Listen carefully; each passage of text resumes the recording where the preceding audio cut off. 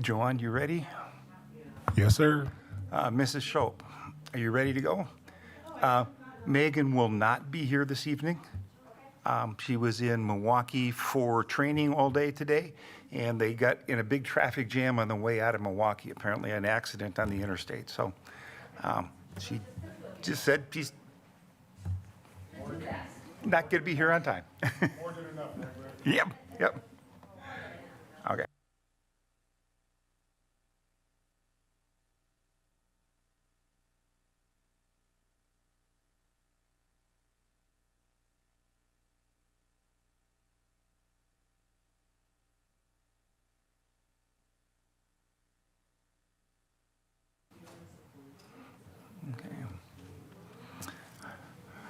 Good evening. It is 5:30, and I'm calling the Teaching, Learning, Equity, and Pupil Services Committee to order.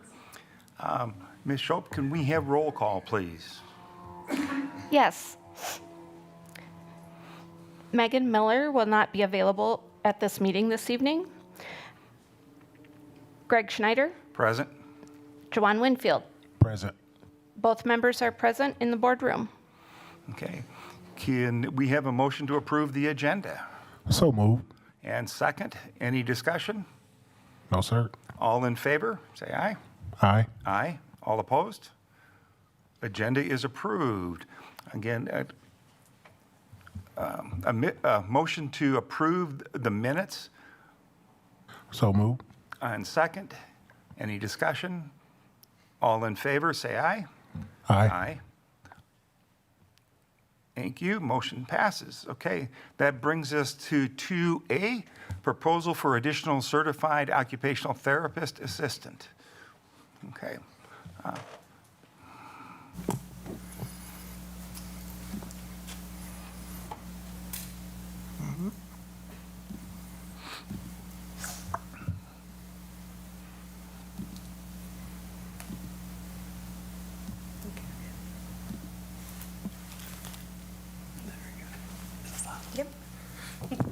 All right.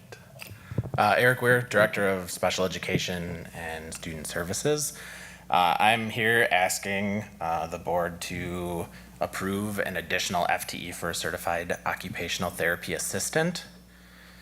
So our occupational therapist caseloads are governed by state statute. And so I did include here in this presentation the statute that applies to that. It's PI 1124(9)(b).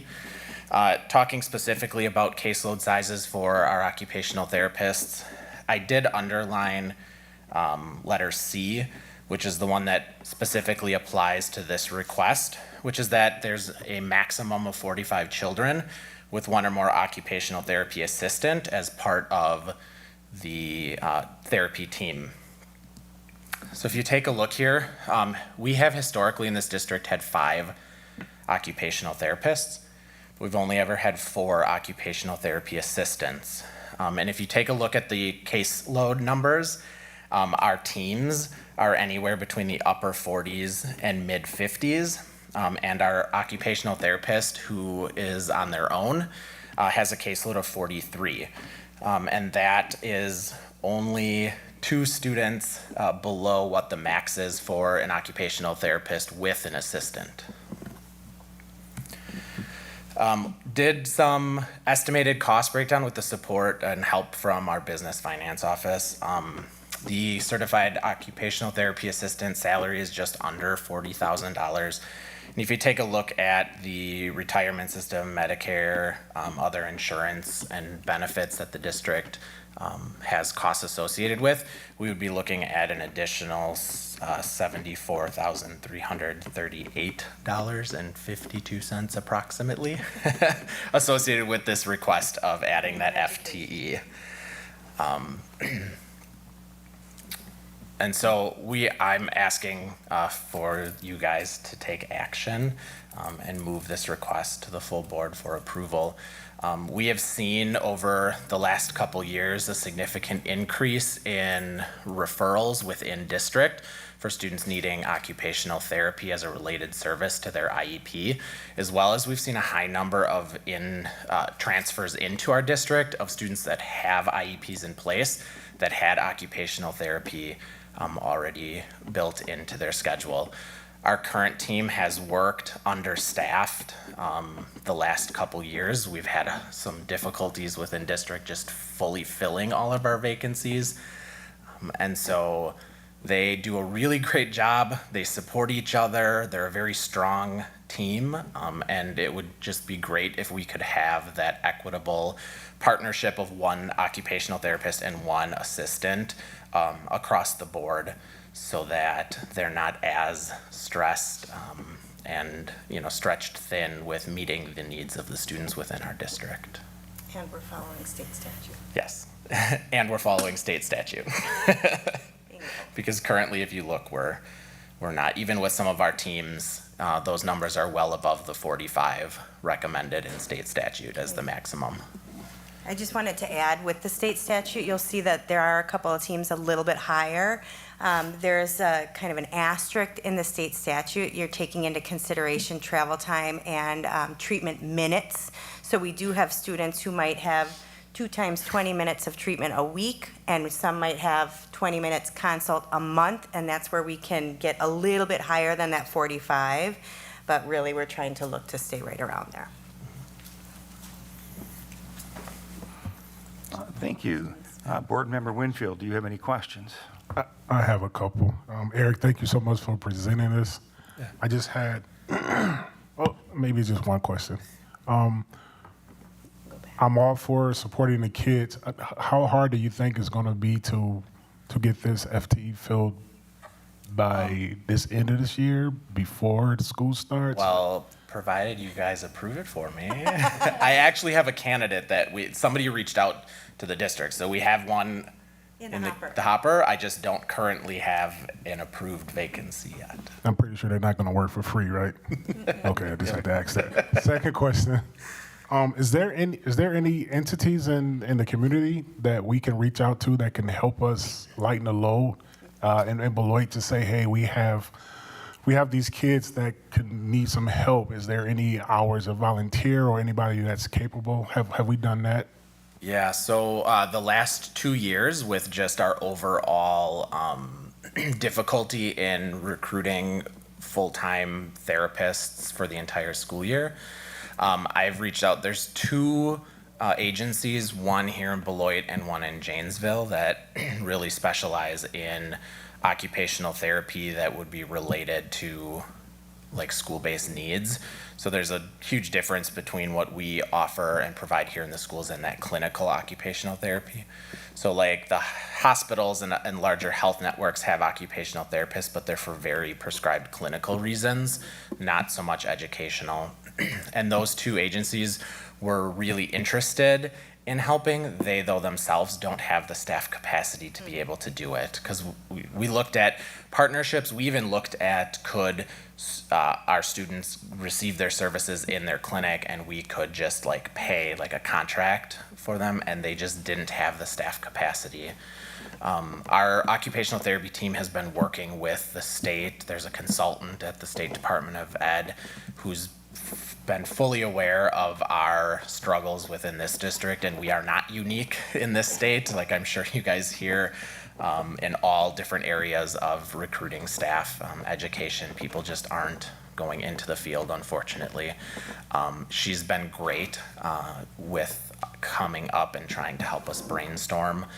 We have had virtual services, so we've contracted with occupational therapists that have been located in other parts of Wisconsin and out of state to provide teletherapy to students. And that is, extremely pricey. We've had some success with it. It's obviously not the preferred method because we'd rather have our students have that in-person tactile, they're working on fine motor skills, and that's hard to do when your therapist is behind a screen. And it requires actually additional staffing on our end to do that, because we have to have an adult then that's with that student in our environments and can, make sure the student is safe and actively participating in what the therapist on the screen is asking them to do. Thanks, Eric. Appreciate it. Yep. I just want to encourage you to just keep pushing. Hopefully, some people will try to jump in. I know it's not an easy job at all, but just keep pushing. I appreciate it. Yes, of course. Okay, I have no questions. I'm familiar with the need for the occupational therapists and their assistants. So if there aren't any other questions, I would look for a motion to approve this recommendation and send it to the full board for approval. So move. Okay, I will second. Any discussion? I just want to tell Eric to just keep pushing. Right. I'll do that. All right, all in favor, say aye. Aye. Aye. Any opposed? Motion carries. Thank you. Thank you. Okay. Next item on the agenda is 2B, Instructional Technology Update.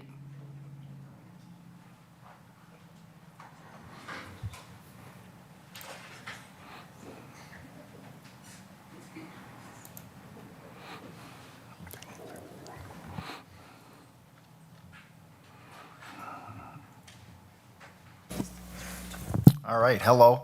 My name is Brett Berg, and I am the Instructional Technology Coordinator here for the School District of Beloit. You probably see me running around behind the scenes all the time, so this is the first time that I've been actually up here. I've seen you a few times too, presenting. So what we wanted to do is give you a few updates from Instructional Technology and explain some new, I'm just gonna call it awesome things that we're doing. The Technology Integration Department is in the Curriculum and TLE, so the Teaching, Learning, and Equity Department. Sometimes we get a little bit confused with TC Networks, because TC Networks are techs and do a lot of the behind-the-scenes work when it comes to our infrastructure and our devices and things like that. What I am tasked to do is to help on the curriculum side. So when it comes to programs and apps and extensions and devices and helping teachers teach within the classroom and learn how to use those programs, that's what I'm here to do. So one thing we've been working on for about 1.5 years now is something called the Curriculum Warehouse. And this is available to all staff in the district. It's not available on the public side. The reason that is because it includes all of the curriculum and all of the programs that we use and that teachers have access to. We do have some things that are available, and I'll show those in a little bit on the public side, but the more in-depth curriculum and the more in-depth programs are on the staff side for this. So what I would like to do, if you don't mind, I'm gonna show you what this is. I'm gonna share this tab and hopefully it opens up. So if I was a new 4th grade teacher in the district or a current 4th grade teacher in the district, this would be a web page that I would go to often.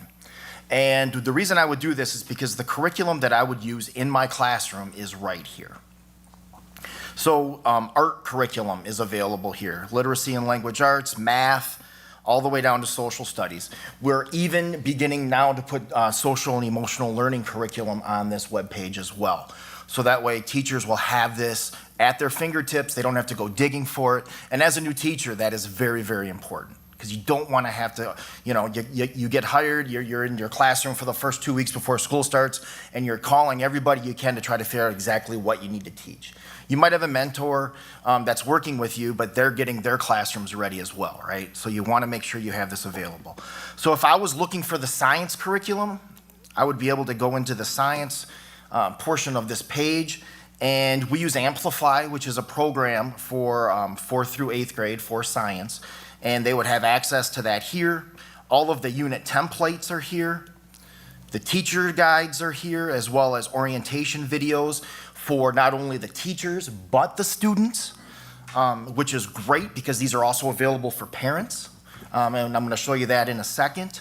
We have the interactive student notebooks available, pacing guides, and that is for English and if you're DLI students. And then scope and sequence, as well as a bunch of other things, which is really, really nice to have. Benchmark assessments, report cards, and then who do I reach out to if I have a question? Which tends to be one of the hardest things to find. Because most of our titles wouldn't necessarily say science, right? So you want to make sure that you have access to those people, which they do. One other thing real quick here, if I could show you, if I can back up.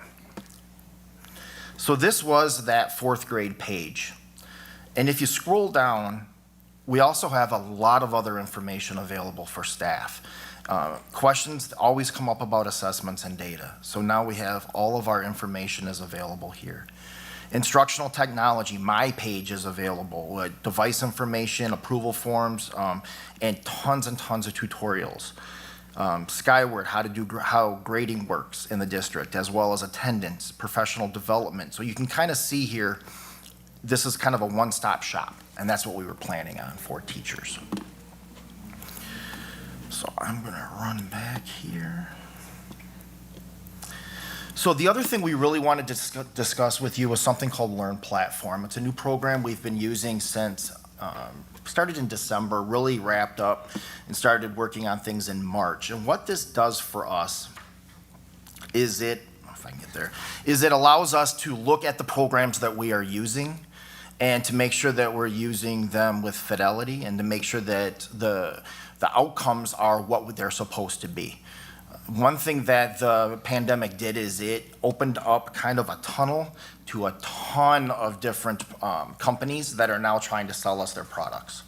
So all of those companies are saying that you're going to get these particular outcomes with your students.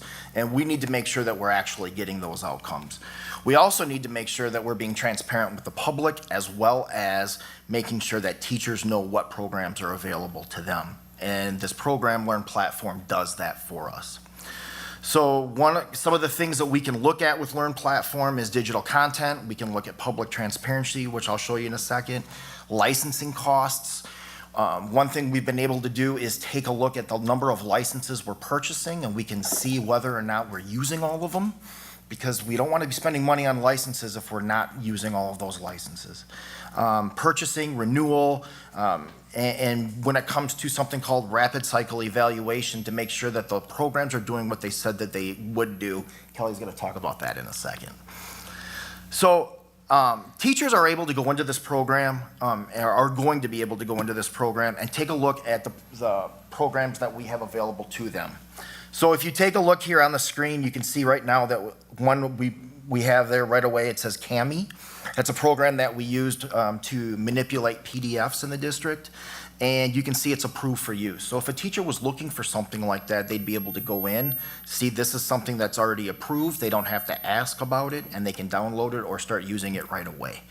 If they decided they found something like an app or an extension where before they would have to just submit a Google form, now they can actually look at it, submit it to me through this program, and then I can make sure the right departments look at it before we approve it for them.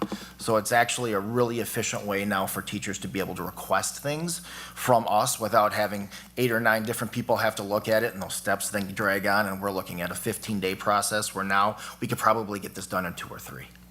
So it's much more efficient.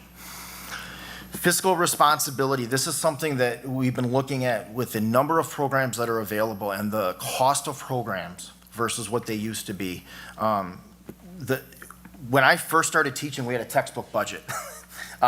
And my second position that I had, I was at the school district of Janesville, was a similar position that I have now. And they completely took away the textbook budget because we were moving in this direction. So a lot of the money that was spent, and this was at that time, was hundreds of thousands of dollars on textbooks, are now being spent on programs. And it's very difficult to figure out which one is really going to work and which one do teachers like. There's a lot of pilots that we have to do. So to be able to do that and to make sure that we're spending money wisely, and we need to make sure that we have a way to go through and look at everything. Student privacy is also something that's very, very important, more now than ever. And what Learn Platform does is it allows us to have privacy agreements with all of these companies that are prearranged through Learn. So that way we do not have to go to the state of Wisconsin or our local CISA to make sure that's happening. We can go and see if they already have one on file, which is a big plus for us because we do not want companies selling our students' information and things like that. What I'm gonna do real quick here, if you don't mind, I wanna show you what the public side of this looks like. So I'm gonna share this. If a parent, family member, community member wanted to go and look at the programs that we're using in the district, what they would be able to do now is go to the SDB Family Center and then select Digital Resource Library and Tutorials. If they select Digital Resource Library, they would be able to see all of the programs that are now available for our students and that teachers are using. There might be a few things that teachers are using that might be an app or an extension, but these are, I would say, 80% approximately of all of the programs that are being used. Why is this important for families in the community to know? If I have a student coming home and I'm trying to help them with a program or I'm trying to help them with their homework, and again, I'm going to use Amplify as an example because it's right here. I need to know how to use that program as well, especially if we're talking about maybe, a second grader, third grader, fourth grader. So if they were to select Amplify, they now would be able to read, and I'm going to share this tab, They would be able to read what Amplify is, how they would log in their student to Amplify, and it would be through Clever, which is a program we use throughout the district. They would also then be able to see what grades it's for. It's in English and Spanish. And we have resources, and I'll share this here, resources for parents, introduction videos, navigation videos. These are all resources that they would have access to now. And I would say at this point, 75% of the programs that were listed on that page, we have the resources available for parents on this page here. So it's a really, really valuable thing that I think it's gonna grow as we continue to evolve and look at different programs. If a pilot becomes a permanent program or a permanent curriculum within our district, that'll be nice as well. I wish this was something we had before the pandemic started, because I think this would have really helped parents learn and a way for us to communicate what we're using and what parents would be able to use at home. All right, we'll go back to this real quick. All right. One final thing before I turn this over to Kelly. In the past, what we would do when it came to the review process is we would, at the end of the year, maybe ask a few teachers. We would look at each other and say, is this working? And we would hope we would get the results we were going to get from that. What we're able to do now is look at, and we have a review process we'll show you in a second here, that goes on throughout the year. And it involves teacher feedback multiple times a year. It involves the evaluations where we can actually see if teachers are using the program, what the results are from the program. It ties back to testing in the district. We can directly tie it back. So these are all things now that we can look at to make sure that it's something that we want to continue using in the future. My mouse is touchy.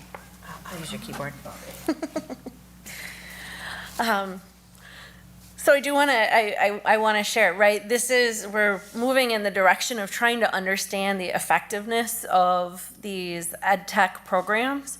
And so one of the things that we have been really curious about is how do we know if the technology is really working for student learning, right? It's one thing if students are using it or if teachers are using it in their classroom. It's another thing if it's really impacting the student outcomes and helping students grow.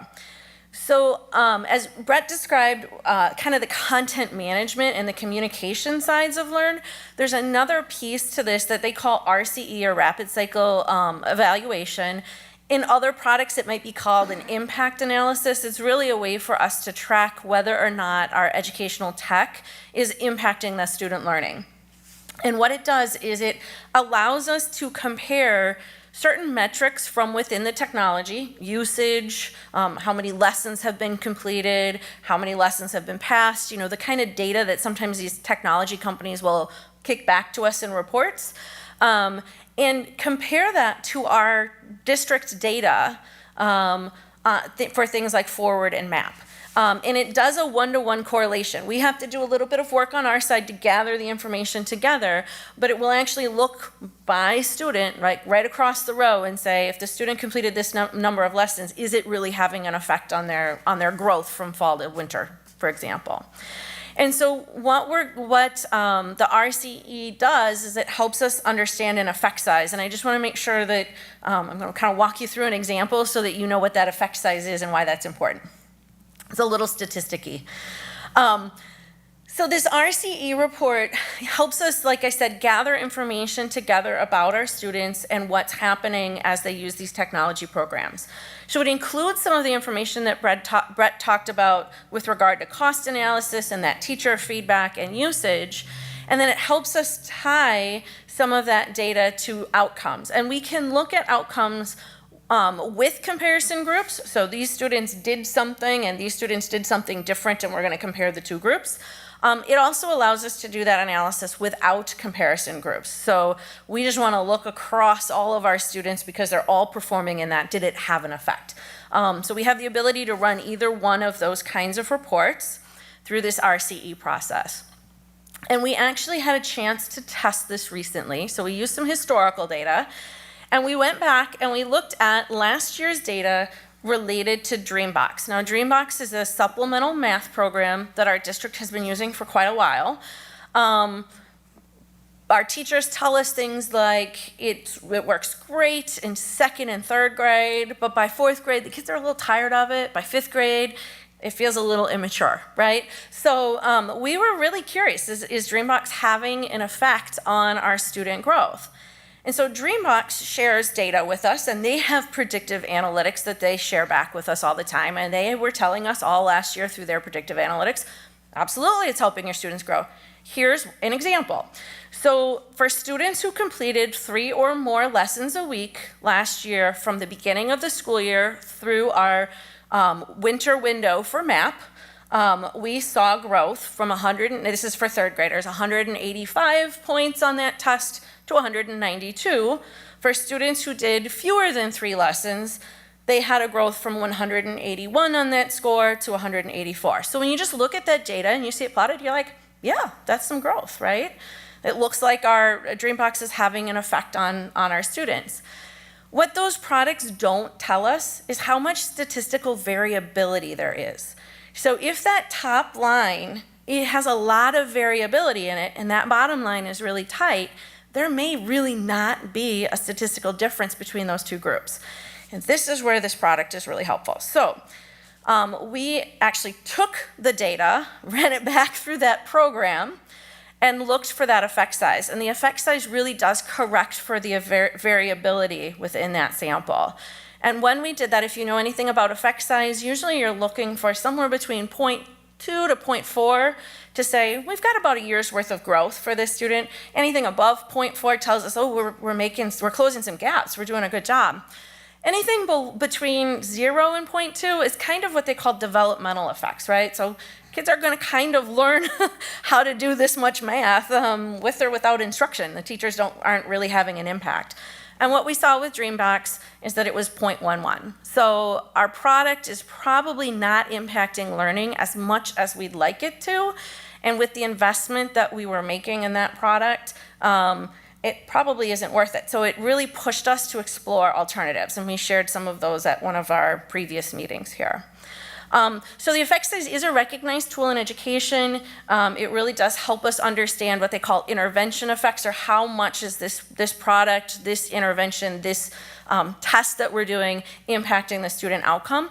And what's great is that now we have the ability, Brett and I are learning how to run these. So we will be able to look at multiple products now throughout the year and really try to track on this effect size and make some determinations about whether or not our products are impacting student outcomes. And I just said that, so I'm going to move you forward. Okay. Oh, you want to say something? Yes, of course. I have to say something, Teresa Martek. I'm just so excited about all this. And if you're in the world of teaching and learning, this is like everything.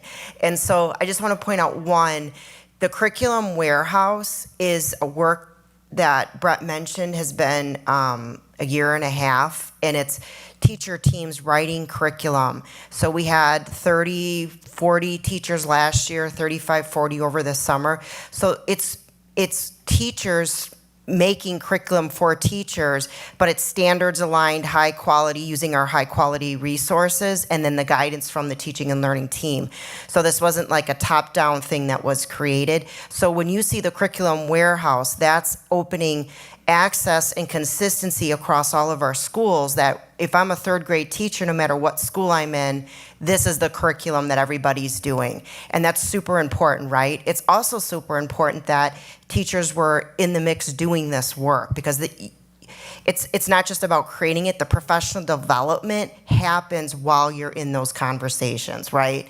And so it's just the actual curriculum warehouse and being able to say, there it is, that's the bow to all of the work that's been coming or been happening. And so I just wanted to highlight all of the people that have actually had their hands in the development of that.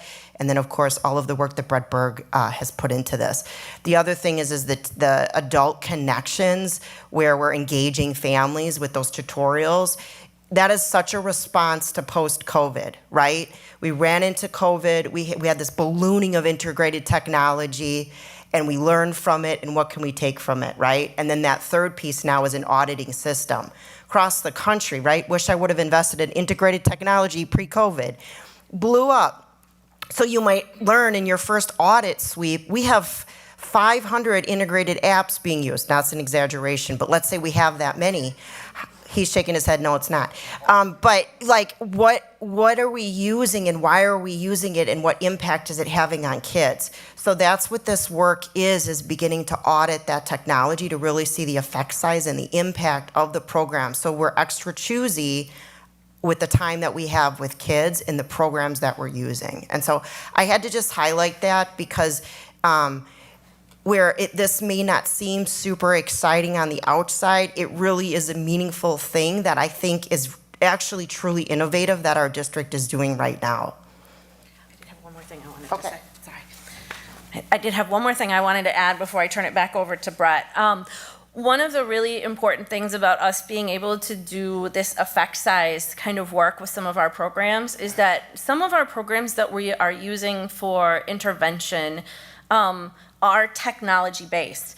And you can collect data on those intervention tools and their effect size from other districts, because usually these companies will engage with very large districts to try to understand the impact on student learning. But whether or not that tool is working for us is a mystery, right? We have to trust that that district is close enough or like enough to us that it will impact our students in a similar way. Now we don't have to trust. We actually have the ability to go in and look and see, and if it's not working, make some better choices. So that I didn't want to turn it over before I remembered to say that. One final thing here before we wrap this up. I talked at the beginning of this about the timeline. So this will kind of give an example. Each one of the bubbles on here is something different that we will be doing. Some of them repeat, but we will be doing throughout the year. So we are no longer at the end of the year flipping a coin, talking to some people, wondering whether or not we should renew something, or if we're having the outcomes that we want. Some of the things we're looking at here, we will do an ed tech audit once a year. We'll do a usage and fidelity analysis twice a year. Teacher feedback, you can see on here it's 4 times. We're planning right now to do it 2. We might add a third one in there. But what's nice about Learn Platform is I can request feedback from a teacher who's using it at any time through the program, and it'll automatically email them, and they can give me feedback right away through a form that I've created. So it's very easy to be able to do that. And then you can see we'll do the cost analysis and the outcomes analysis as well. So no longer are we going to be kind of flying blind when it comes to whether or not we're going to either renew or purchase a program. Now what we'll be able to do is actually have that data behind it to make an informed decision for everybody. So. Questions? Great. Well, thank you very much. I'm real excited to look at Learn Platform. I did go out to the website and looked at some of their tutorials and some of the videos that they had on their website. And I think it's really going to enhance our ed tech in this district. And being able to provide a lot of this for parents to see and to be able to use is really going to be helpful. Absolutely. So, No, are absolutely. there any questions at all? Board Member Winfield? I had some, but Teresa got up there and, like she does always, knocked She it does a out the really park. good job at that. Yeah, she just We rely on her for answering she those answered questions. all of my questions as I'm writing them down, and I'm Yeah. like, dang, I really want to be involved. Yeah. But thank you for all the questions. The only one question that she didn't get to was so the digital resource library.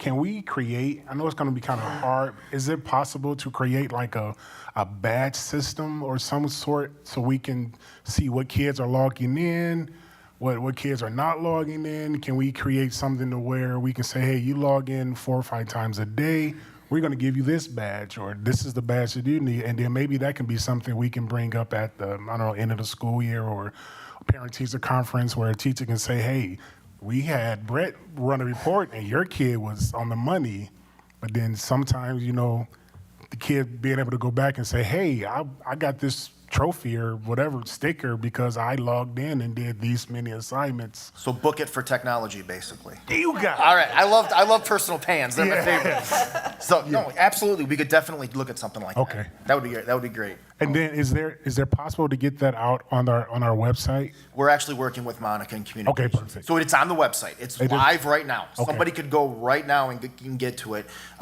It's under, just if I could say it again on here. I know.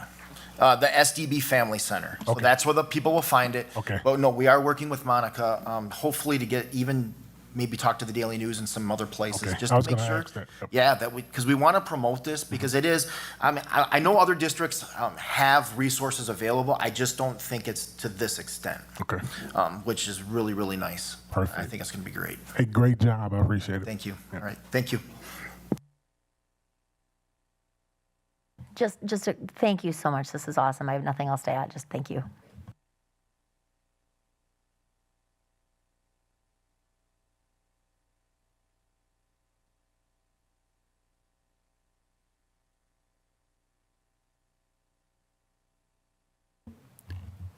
Was there any action that we needed to take on this tonight? This is just for information? Great. And again, thank you very much for all your work and for making things better for everybody. We greatly appreciate it. Thank you. Okay. Item 2C, naming committee recommendation for naming Art Hall. Is there presentation? Happy birthday. Happy birthday. Yeah, I don't have anything prepared. And I did email you all with everything, so I'm hoping you have had a chance to. Yeah, because I'm not loud enough. Okay. So I'm just against the naming of the art hallway for Bob Hoke, so for everything I expressed. So, and I don't really believe it's a very popular sort of movement. Just looking at Facebook, there's just not a lot of support behind it for the naming of it. So I just don't think it's a kind of huge movement. So you had a question though, or? No, I was Oh, just, okay. I'm on the committee, so I'm just here to support. Yep. Would it be helpful to hear a little summary of the meetings? Sure. Okay. Okay. Do you want me to do it? No, I mean, so I proposed initially that a scholarship fund should be set up instead, because I think that's a typical sort of, place to honor somebody who was a teacher who recently died. But that was not accepted. And I know we have no other hallways in the high school name. There's sports arenas and then a theater. So it would be the first one. And then there were some, like Frusen came in, and Lupke and Johnson and some of Bob's friends from back then kind of came in and said what a good guy he was. But at the end of it, I didn't, so I think that was influential to the people on the board, or the people sitting there in the sub or ad hoc committee. But there really wasn't any palatable or tangible sort of accolades. So the current woman in the art hallway, Julie Horvath, is like National Board Certified Teacher. She presents at conferences, she writes curriculum. She's done so many initiatives and stuff. I mean, I just feel like she's got like so much, you know, that's accomplished. And then Bob he like worked on the renovation. Well, when they built the wing, his one, you know, accomplishment that was he helped sort of organize the studios along with Mary Hawkinson. So there wasn't any other sorts of kind of, you know, extraordinary or outstanding accomplishments. So I thought that was kind of a factor. At the meetings, anything else? No. I can just share, if it's okay, I'll just share kind of a summary of what we talked about. Is that okay? Okay, and then, yeah. Hi, and I'm Kelly Grorud again, and was on the committee. So we reviewed the request, which was to give a recommendation, yes or no, to the naming of the art wing. We had 3 meetings. At the end of the day, there was 4 votes yes, 1 vote no. And the first meeting was a kickoff. I actually missed that one, but it was a kickoff meeting. It involved Dr. Keyser sharing with the committee sort of the task at hand. The second meeting, we met and took a look at some of the artwork and learned that there was additional information. So the meeting ended really with us not having enough information to make a decision. The third meeting, as Ms. Carpenter described, involved some community members, former student, and some past teachers coming to the committee to sort of talk through why they supported the naming of the hallway. Some of the things that were noted were just his service in teaching to the school, some of his service to the community, the impact that he had had on a former student, and then some of the work that he did outside of the art community. We talked a little bit about there were some juried art shows and a display at a museum that he has won as well. At the end of the day, like I said, we were split on our decision, and one of the primary points of conversation was really around whether or not we should be naming a hallway, since there are no other named hallways in the school. We talked a little bit about alternatives, but I think most of us on the committee felt like our task was to recommend yes or no, and so I share that back with you, because at the end of the day, we're making a recommendation back to you, and you have to make a decision about what to do. So, is there anything else, Liz, that today you want to add or contribute? Any questions? Any questions, Board Member Winfield? I'm a little confused. So we decided just to get together and name an art hallway for what? It was a teacher, an art teacher who was with the district for 32 years. He retired in 2002 or 2001 or something around there. And he recently died like a couple of years ago. So somebody put up on Facebook, you know, they were kind of a memorial kind of thing. They said, oh, we should name the art hallway after him. So then his daughter-in-law sort of picked up on it, so the two of them sort of brought it forth, and then whoever said, yeah, okay, let's consider that. So that's kind of the process of it. So it was just somebody, the person who put it up was Adam Nilsson, and Bob was his favorite teacher. So he was like kind of a fanboy of Bob. So that's basically how it came about. So I've talked to the admins at the high school, and they're not for it, and the other teachers aren't for it, the students aren't for it, they don't know who he is. We looked at some of his artwork, and the students it didn't resonate well with them, and so, so it was kind of weird, it just kind of happened. Gotcha. And community-wise, do we know if he did any other work outside of teaching in Beloit, as in He was outreach, anything like that? Within the realm of teaching, no. I mean, that was kind of, again, it wasn't, Yeah, so he was on the board of the Arts Incubator, and after he retired, he kind of really got into his watercolors, and then he did more shows and stuff with his own artwork, but. And coaching. Yeah, he was a coach, so I think, and then the student who came forward and said that, he was his best friend, was also a baseball player, so Bob was his coach, so a lot of, I think, I like, don't want to talk bad about Bob, but a lot of the people who he really connected with were both in the art department and on the baseball field. Gotcha.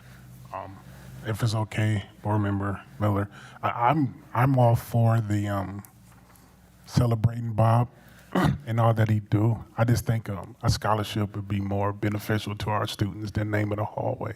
Yeah, no, the student said that the naming was kind of performative. My Yeah. students are so woke. And I know you guys want a yes or no, but if it's okay, if you guys can reconvene and meet, I would just recommend that. It's actually the reverse. Oh, I'm sorry. We were tasked by this committee to make a recommendation back to you, yes or no. And this was last year? Oh. No, this was this summer. This summer, the ad hoc committee met, and then we had like these 3 meetings, and then we're supposed to bring forth, and the recommendation was the 4-1 to bring it forth that we should name it, but I'm kind of the dissenting vote as the art teacher. Oh, by the way, I'm Liz Carpenter, art teacher at Beloit Memorial. Nice to meet you. Nice to meet you. Yeah. And may I ask, Board Member Miller? Hi, yeah, sorry, normally Board Member Schneider and I are swapping because I'm sick and dying and was coming back from a thing from Milwaukee, so sorry for my tardiness and my coughing. Excuse me, so yeah, I mean, I think it's, I think it sounds like it's been a really good discussion, and part of how these ad hocs get convened, just more just to kind of fill in for Board Member Winfield, is, oftentimes community members will it was the same thing with when we named the natatorium for, Coach Vogel. It was something that originated from the community that the board didn't have any real reason to say no to. So it's like, you honor the process. So just this is the process as it's come through. I think that you've done an excellent job communicating the full breadth and scope of all the issues. And I mean, what we would be doing tonight, as I understand, is this is information only. It's going to come back again next month. Okay. And so I'm not sure if in the meantime I don't think your committe's meeting again, right? Like No, we're done. So we're going to cycle through. And so what'll happen next month is this will come back to the committee and it'll be for recommended action. So at that time, if you don't want to refer that to the full board to be considered as a committee member, you can vote against it at that point. At this point, the ad hoc we've honored the process. The community came to us. They've gone through the ad hoc process. It's come to us. It's going to come to us again for action in September. And then if it were to pass this committee, it'll go to the full board for consideration. It'll land on the consent agenda, but we could pull it off and discuss it again if there, a reason to. And that would be something where, as folks feel strongly on from any perspective, or students or staff or anybody, I would say the best way to express that now that the ad hoc cycle is completed would be to attend that next full board meeting. And I don't recall the date. Do you know offhand, President Levy? Is it September 6th or it'd be what was the date? It'll be the second board meeting in September, and here, let me give me 1 second. September 20th. You got it. Okay, September 20th. Sorry, somebody said that, and I just didn't hear it very well. Excuse me.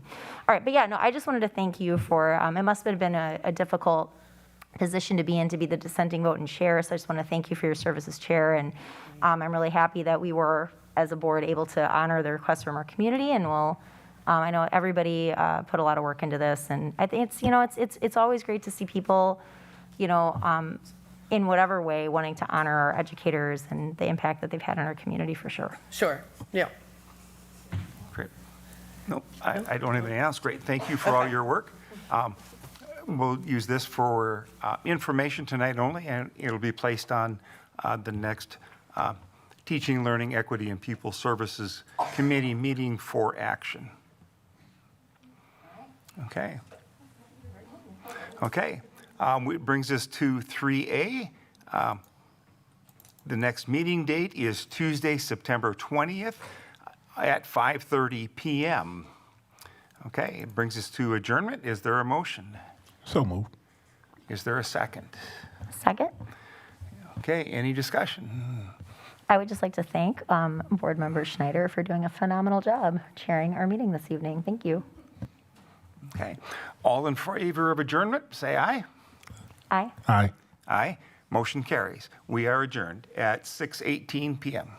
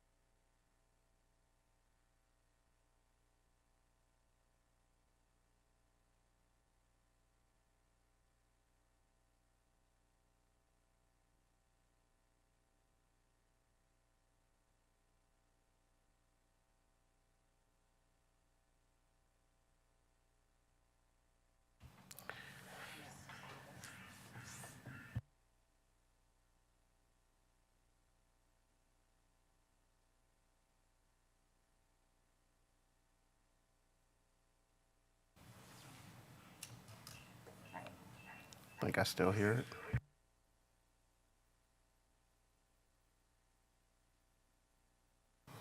Test it again.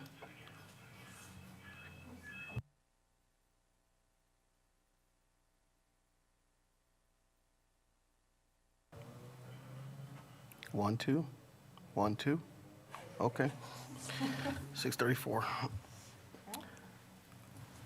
All right, good evening. I'm going to call this Tuesday, August 16th, 2022 Human Resources Committee meeting to order at 6:35 p.m.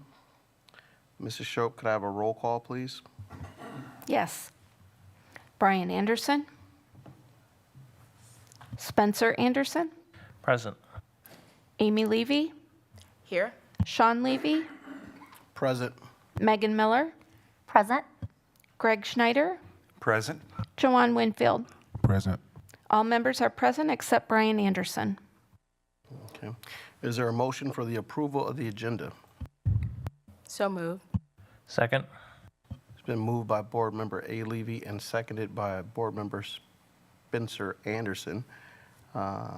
Is there any discussion? Hearing none, all those in favor signify by saying aye. Aye. Aye. Aye. Aye. Aye. The motion passes unanimously. Is there a motion for the approval of the minutes? So moved. Second.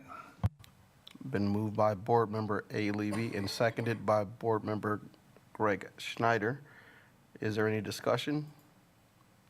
Hearing none, all those in favor signify by saying aye. Aye. Aye. Aye. Aye. Aye. Motion passes unanimously. We're on to 2A, employment recommendations. A motion may be made to convene the Human Resources Committee into closed session pursuant to Section 19.85, parentheses 1, parentheses C, of the Wisconsin State Statutes relative to considering employment, promotion, compensation, or performance evaluation data of any public employee over which the governmental body has jurisdiction or exercises responsibility. Is there a motion? So moved.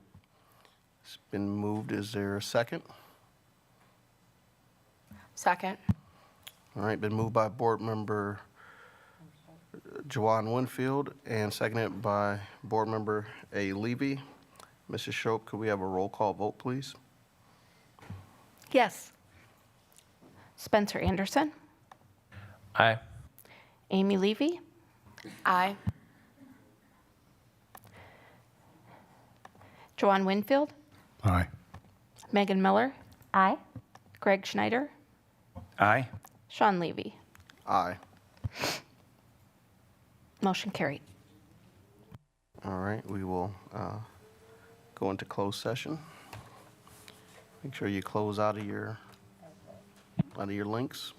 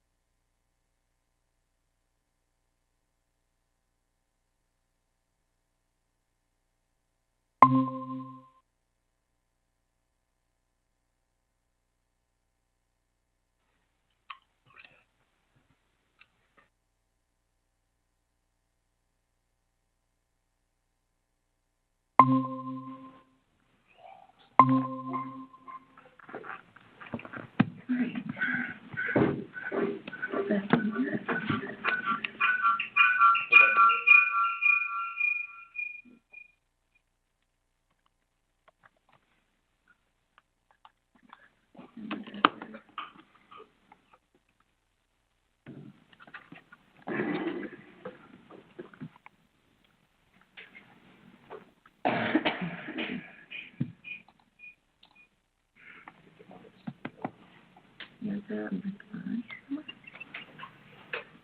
is that yours?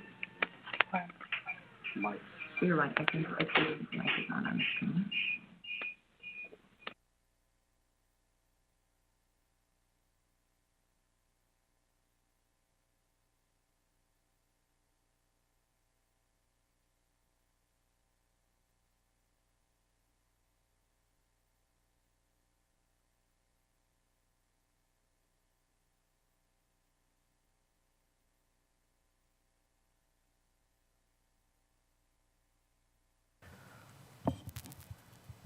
Okay, the Human Resources Committee is reconvening in public session, so we can finish up with items that were discussed during closed session.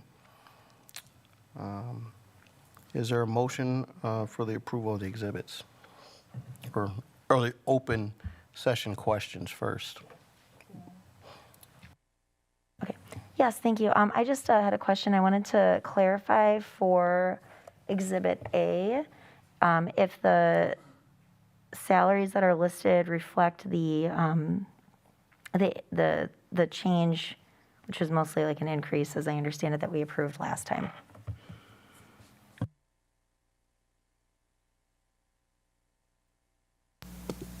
Good evening. Yes, that will be affirmative. Thank you very much. Appreciate it. I just have a quick question. I'm noticing the difference in pay for our in-school instructional support and our paraeducators. Is there a difference, which I'm assuming there is, but if you could just explain the difference in role of those two positions? Yes. So are you referring to Exhibit A1? Exhibit A. A, okay.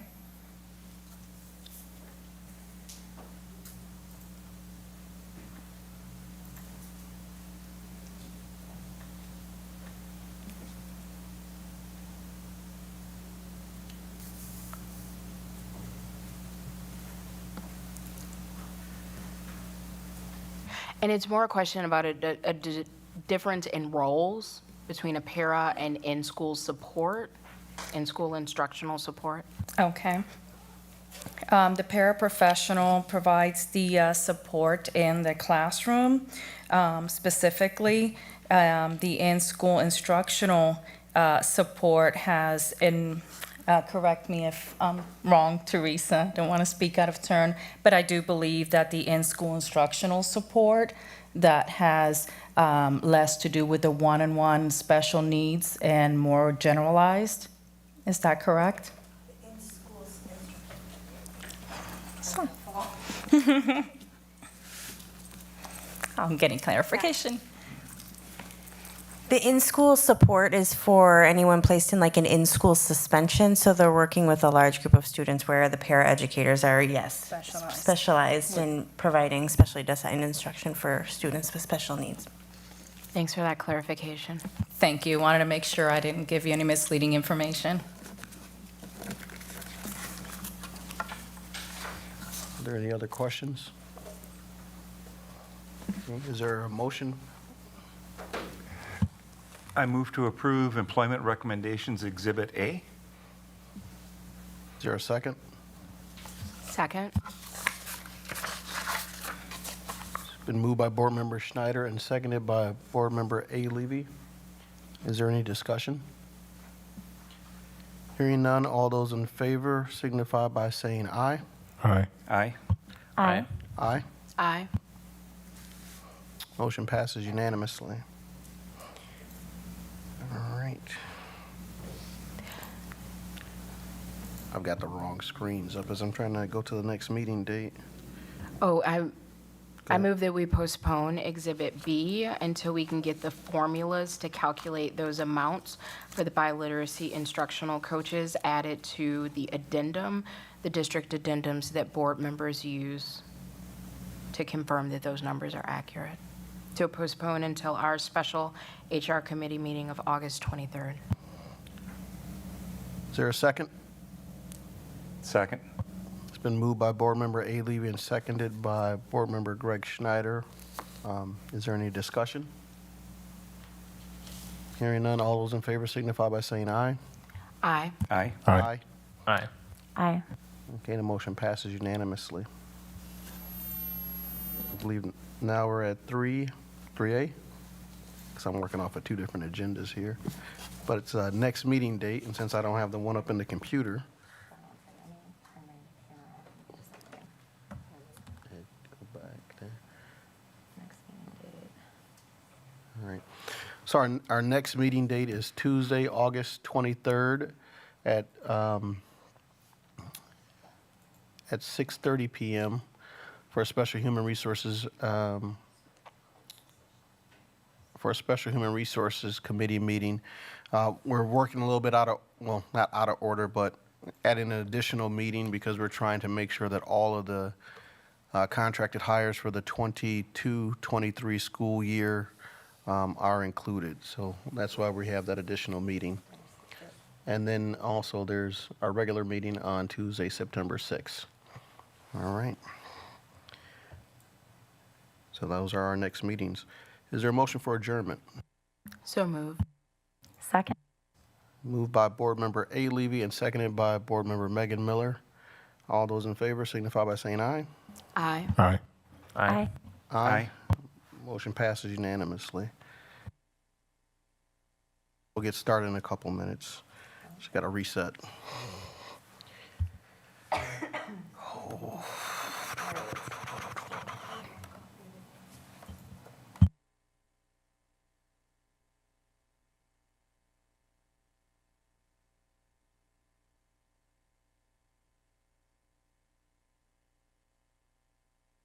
Mrs. Shope, do we have public comment tonight?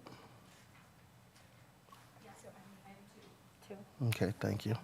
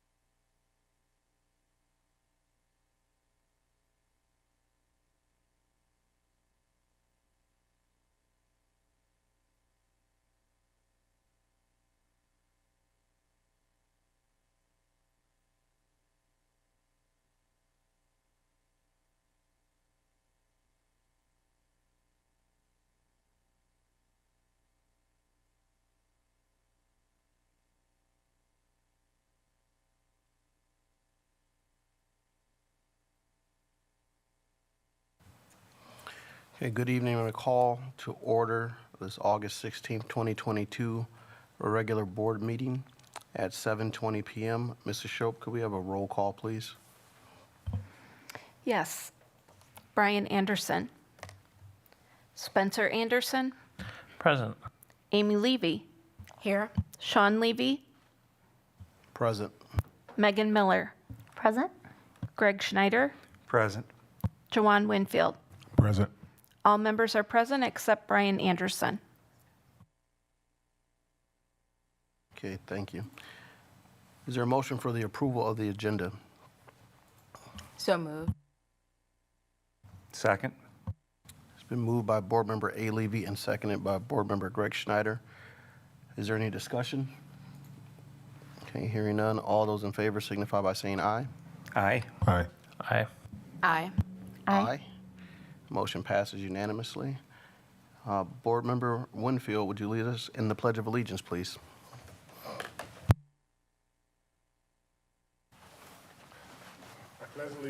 To the flag of the United States of America and to the republic for which it stands, one nation, under God, indivisible, with liberty and justice for all. All right. Thank you, Board Member Winfield. All right. The Board of Education would like to let our families and viewers know that our regular board meetings are being simultaneously interpreted. You can watch the Spanish interpreted meeting through the link found at the board website under the Watch Meetings tab with tonight's date. In order to accommodate this interpretation, we will be monitoring the pace of our meeting to allow time for the interpretation, and I would like to remind our board members and other speakers to please speak one at a time. Thank you so much for consideration and understanding.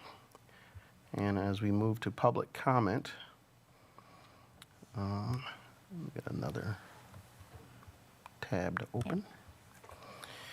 So norms for public comments during board meetings. Members of the public are welcome to attend all open meetings of the Board of Education. Robert's Rules of Orders will be followed at all times. Individuals attending board meetings are expected to conduct themselves in a respectful and courteous manner that models appropriate behavior for our students. Individuals wishing to comment are expected to comply with the following norms in order to maintain a respectful and orderly meeting and to prevent discussion of confidential matters in a public forum. Comments should be directed to members of the Board of Education and not district employees, students, or other members of the public in attendance at the meeting.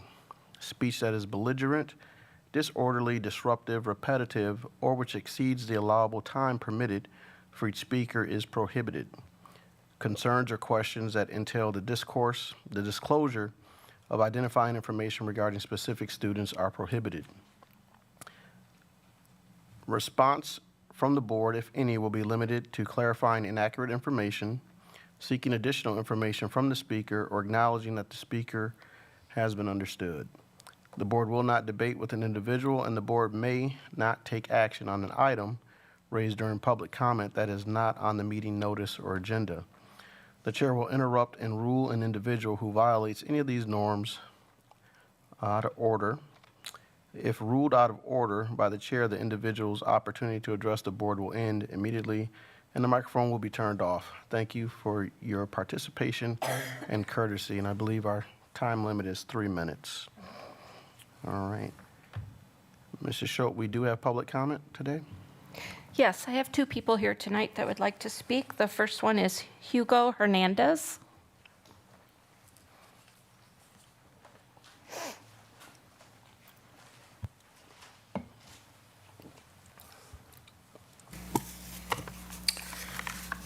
Good evening. I came to the board meeting last month to bring up a safety concern after a situation with my son at Converse Elementary. Apparently, it has fallen on deaf ears as nothing has been done about it. The district and board talk about student safety, but not enough is done for it. Fencing the playground for special needs students is no different than installing ramps for students in wheelchairs. So hopefully, something is done about it before the school year starts. Otherwise, I can get a lawyer involved. Any questions for me? No? All right. Have a good night.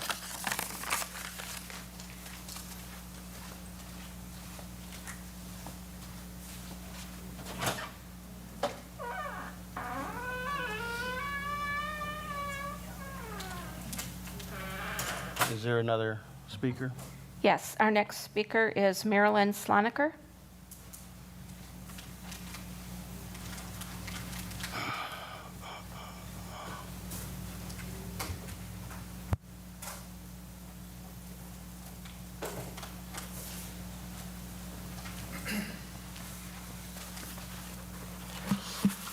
Good evening. This is the first time I'm bringing this to public light. There were some employees in the school district of Beloit that have slandered and attacked my personal business. I don't know if you guys were aware of this, but it was very damaging and inappropriate. As businesses, you should work with the school district.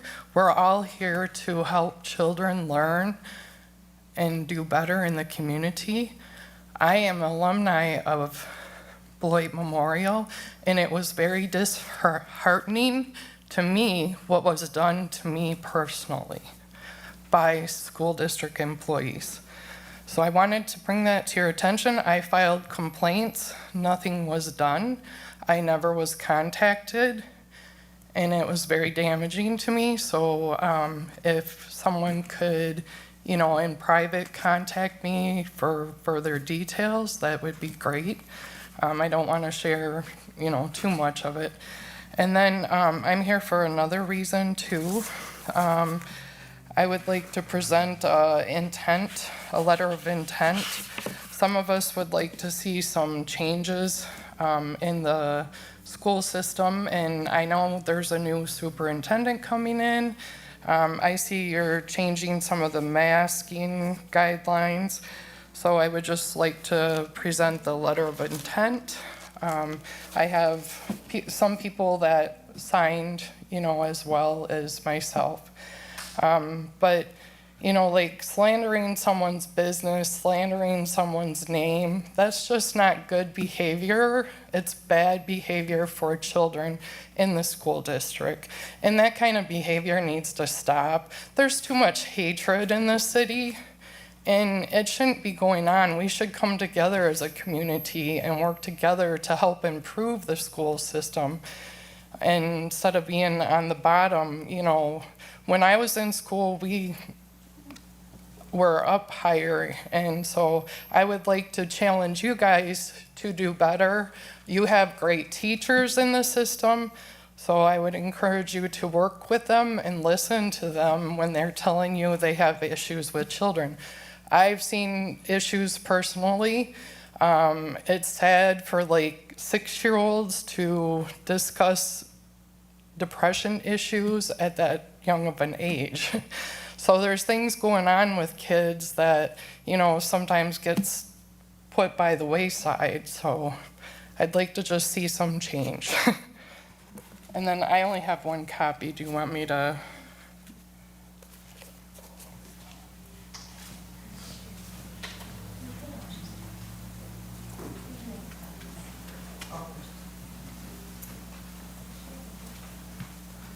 And thank you for listening. Thank you for sharing.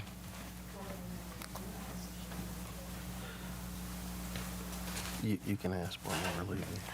Ma'am, do you have a digital copy of this document that you could email to us? Thank you. Oh. Okay. Thank you so much.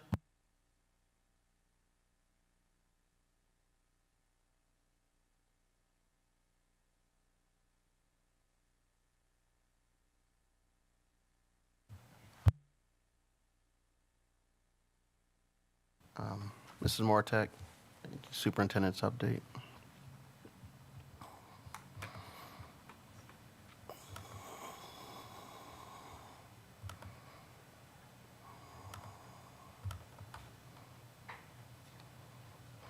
(3A) Superintendent's Board Report. Good evening. We have a couple of people here that will be presenting tonight to support the superintendent's update. The first person will be Dan Nearad. He's here to give us an update on the superintendent's search. Thank you for joining us, Mr. Neerad. And then after we hear from him, then we will have our second school safety update from Missy Beavers and Ryan Turner. And then that will be the second time. So then the third update will happen next month. We're ready for you, Dan. Well, good evening, Beloit Board. It's good to see all of you. And I know you have a busy agenda, and I'll try to summarize the search update, in a brief number of minutes. You are in an important phase of the search process right now, and that's where and when people can make application for the position. I can tell you to date, and we have another week, about a week on the application window, there are 3 applicants that have filed. One of those 3 remains in draft form, but I want you to know that that is not unusual, because the way the process works, you can do a piece and then you can come back later and do another piece. It's obviously my hope that that number becomes a bigger number by the time the search application window closes, which is at midnight on August 22nd. And I have some reason for hopefulness, and that is that in addition to those 3, I have talked to personally 4 or 5 other people, and I'm expecting a good number of those people to be filing applications as well. And then, even though that we have a different kind of timeline that we're working with, usually there are some end of application window filings that might be made that have no contact with me throughout the process. So I guess my greatest hope is that there is a hope for a bigger size pool. But at that point in time when that closes, I'll be working with you in terms of the next phase of the process, which is scheduled for August 29th. And on August 29th, we're scheduled to meet for you to review and discuss the applications and to make the decision about who you would want to bring in for interviews for the first round. So one of the things at some point that needs to be decided, if that date can be maintained, is what time do you want that meeting to be, because we never did establish a meeting time for that, but it's scheduled for August 29th. Scheduled for the first round of interviews, the date for those are September 12th and 13th. And that'll give us and me enough time to obviously contact those that are asked to come in for interviews and work through any questions that they might have. Following the first round of interviews, which ends on September 13th, that's when you will select who your finalists are to come back in for the second round. And so in between the first round and the second round, we will be doing, WSB as part of the process will be doing the background checks, and I'll work with you on completing the reference checks. Our perspective is that we don't want to filter out information that would come directly to us for reference calls. So our recommendation is that a couple board members, it doesn't have to be just a couple, but a couple board members would make reference calls, and my role would be to help prepare you for those reference calls if you're comfortable with that process. It was done the last time the search was completed, and again, I assure you I would work with those of you that are going to make the reference calls to prepare for those. And then on September 21, the final round of interviews are scheduled. And in addition, on that date, we had also, in the timeline, we have those community and staff forums that we would be held that same evening. So assuming that those are going to continue, which I would recommend, and they were discussed earlier with you, we'll have to talk about the format for those, but we don't need to talk about that tonight. The obvious goal is to come to a conclusion of this process around the beginning of September. there's some flexibility for you within that timeline. I mean, actually, not the beginning, at the end of September, my apologies, is when you would want to see this process concluded. And there is some flexibility. So again, where we are right now, application window, it closes on the 22nd. I'm scheduled to meet with you on the 29th to review the applications and for you to make recommendations, to decide who you wish to interview. And the first round of interviews and the selection of finalists would occur on September 12th and 13th. So I'll stop with that. I'm excited to have this process move forward and working with you to find your next superintendent. But let me stop and see if you have any questions. Any board members, questions? Just one. Thanks, Dan, for that outline. On the 21st, the tentative schedule has the final round of interviews and the community staff forum. Do you have any additional information around the logistics of that? Well, here's what I can share, and I will have that on our agenda when we meet on September 13th at the end of the first round of interviews, because you could have some ideas that you want to have incorporated into those. The logistics, what I would recommend is that those forums occur in the same building, that the board is in a separate room interviewing the candidates for the final round. What we had talked about earlier as part of the logistics was taping those to give you a little bit of time to be able to review, because you're not going to be able to sit in on them because you'll be in the interview process. And so we have to work out the details of that. And typically the way these work is we would send out invitations, and this process does not designate specific people to participate. They're very much, I would recommend a very much open-ended invitation, please come. And what we would also ask, we would develop a process for them to be able to offer questions in advance of the forums. That gives us a chance to see how many we have, how many we can get through. And then it also gives me a chance to make sure that whatever is asked has a legal basis to it, because there are some things that, we can't ask.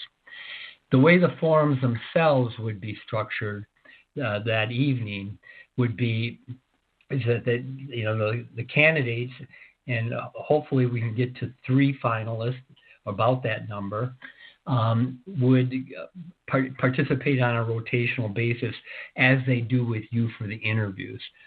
But what the way the process has typically worked is the candidates would have the first 5-8 minutes.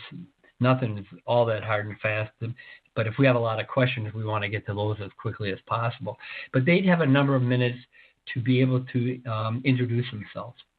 In particular, a little bit about their background, and in particular, what caused them to have interest in the Beloit position, and to share a little bit about who they are as leaders.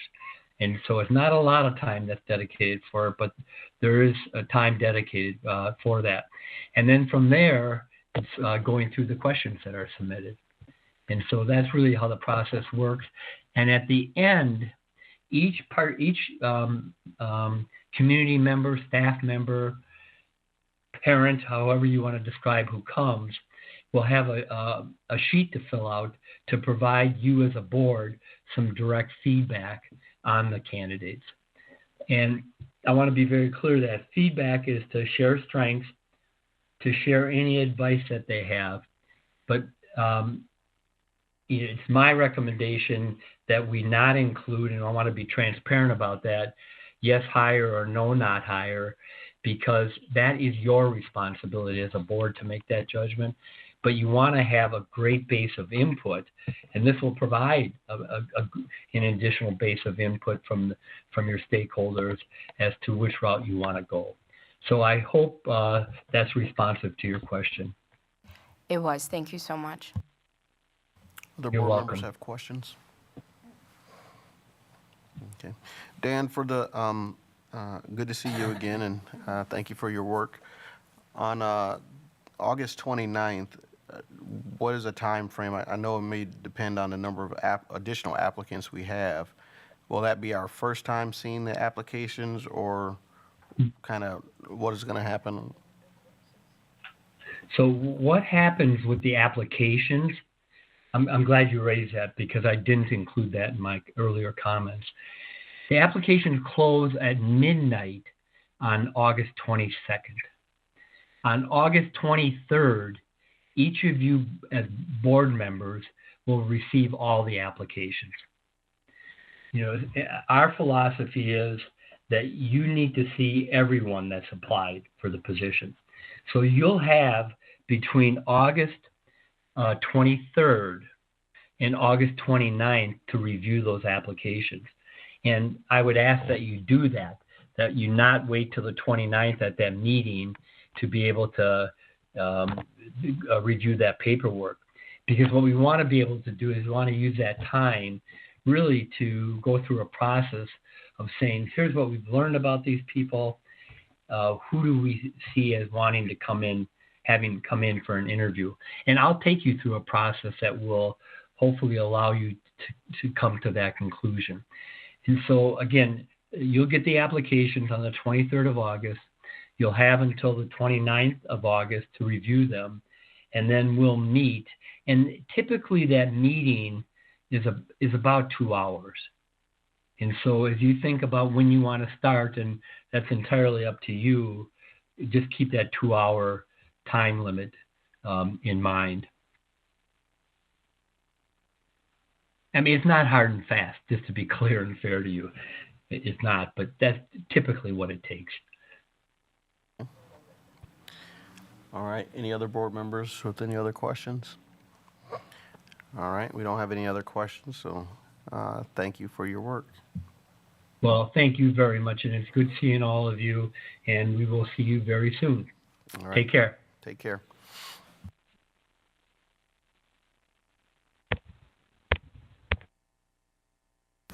Okay, we're going to move to part 2 of our update, and that is safety and security with Ryan Turner and Missy Beavers.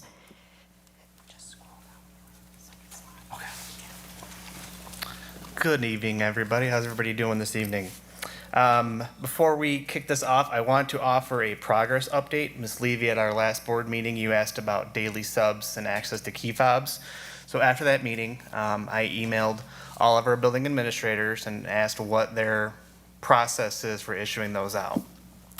We got inconsistent results. So we, after this board meeting, and with any feedback that anybody may have, we will work with those administrators and HR to develop a plan so that our daily subs will always have access to a key fob so they can come and go as they needed for recess, emergencies, so on. Building subs and long-term subs, those all seem to have adequate needs there. So I did want to offer you that update before we got too far into it. Thank you so much. And then a checkout process so they can return those, or, you know, with the key fobs, just having those deactivated at the end of the day if it's not a long-term sub position. Perfect. All right. So since I was here last, this is what we've either wrapped up or is still in progress. So we've got a ways to go yet, but the high school exterior access control upgrade, that was from a federal grant that we received and we brought to the board earlier in the summer. So again, that's ongoing. That should hopefully wrap up either late this year or sometime in the beginning of next year. Training partnerships with Beloit Police Department. On August 7th and 14th, Beloit Police were allowed to rent out the high school. So there was no other staff, students in the building, and they were able to conduct training for their officers in their, I obviously don't know what the training was, but I know that they were very appreciative of our work to make those arrangements for them, and I heard good feedback on the things that they were able to accomplish. District key fobs deployed to the Beloit Police Department prior to September 1. I turned over 27 key fobs to the Beloit Police Department last week. Each of those key fobs will be placed in squad cars so that in an emergency, an officer can get into any door that has a key reader to it. We will, as they transition to those fobs, we will get an inventory list from them of the physical keys so we can make sure that any keys that they have of ours are relevant from over the years. Moving on, district crisis management training, we held that August 3rd and 4th. We did a mock EOC activation using the incident command system that we train on and we utilize. We also conducted a morning mock reunification exercise on August 4th. Workplace violence and safety training. So far, just all the staff starting to come back now. Mr. Turner, I'm sorry. Can you go back to the district crisis management training, EOC and ICS? Yes, sir. Just the ICS stands for Incident Command System. Okay, and the EOC? Emergency Operations Center. Okay. So workplace violence and safety training, I've put all of COLAC through this training, as well as our new custodial group, HES. They came to me and asked if they could be part of it. And of course, we want to include them so that everybody's on the same page. As more and more staff come back, this training will be rolled out to all staff across the district.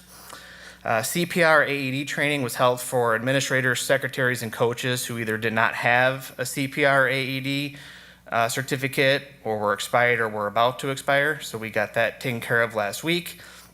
And then I'm going to invite our athletic director up to talk about some of the athletic event safety planning that we've been doing over the last couple of months.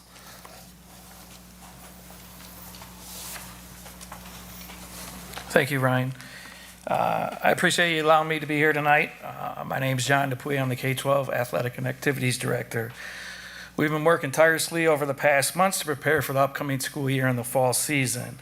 I'm going to touch base on 5 areas tonight as it relates to safety for our upcoming fall events. These include collaboration that we've had, communication, procedures, game day plans, and kind of what's next.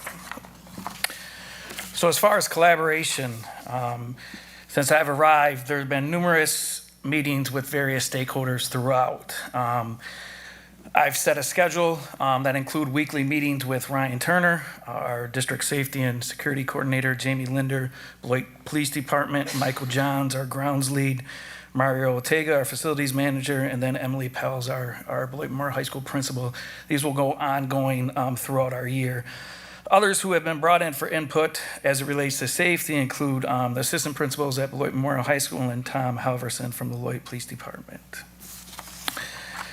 Communication, so as a group, we've worked through some things and created documents as it relates to athletic workers' roles and responsibilities at events.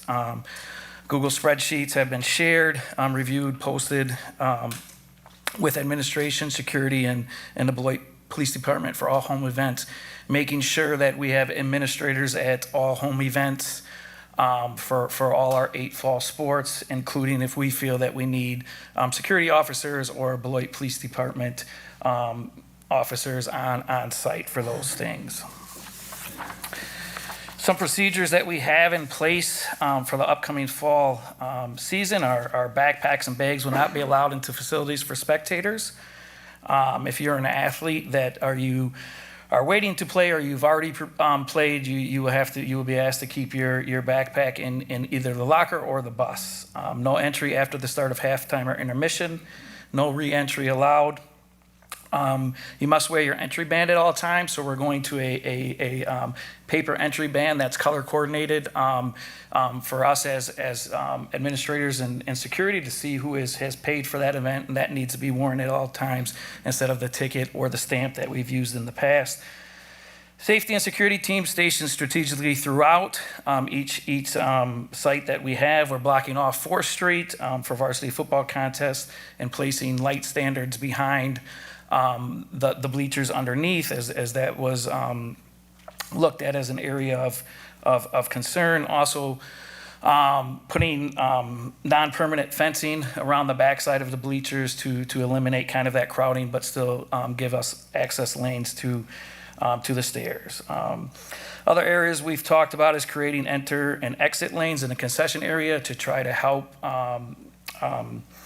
mitigate some of that crowding that's around those areas. Obviously, radio communication from administration, security, and the safety team will be present. And then I just found out this week that facility did purchase 20 of the orange barricades, the skinnier ones that have the eyelids at the top where we can run rope or ribbon through to help us mark some areas on brass works in the middle school to keep fans kind of at a good distance from our players, our coaches, and our officials.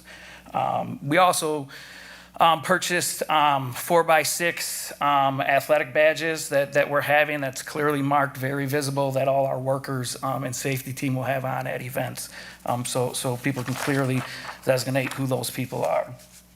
As far as game day plans, we've been working on game day sheets. These will be sent prior to home contests to all athletic directors and coaches for visiting schools. On these sheets, it will kind of go about, what the event will look like, home and away, where you enter for home and away ticketing, parking, visitors' locker rooms, visitors' teams drop off and pick up, busing, parking, and kind of logistics of how that event will work. I also continue to meet with head coaches to review these plans. Obviously, I'm from here, but coming back in July 1st, where are visiting team locker rooms? What is the best access for our visiting teams? Making sure we have somebody in place to meet our visiting teams and walk them to the locker room and those types of things. And then kind of what's next, for us is we're going to continue to work. We meet weekly.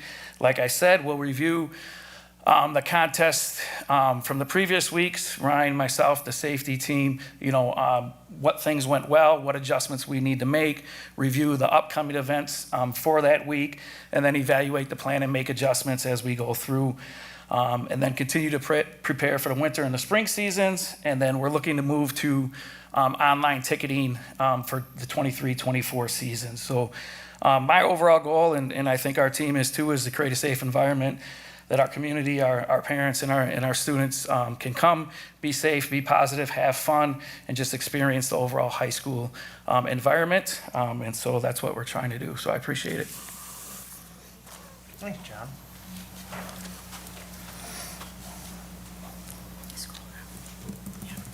Thank you. Mr. Dupuy, thank you so much for that thorough reporting. Would you be able to make those notes available to the board? There's a lot of great information in there. I mean, it doesn't have to be in this moment, but yeah, thank you.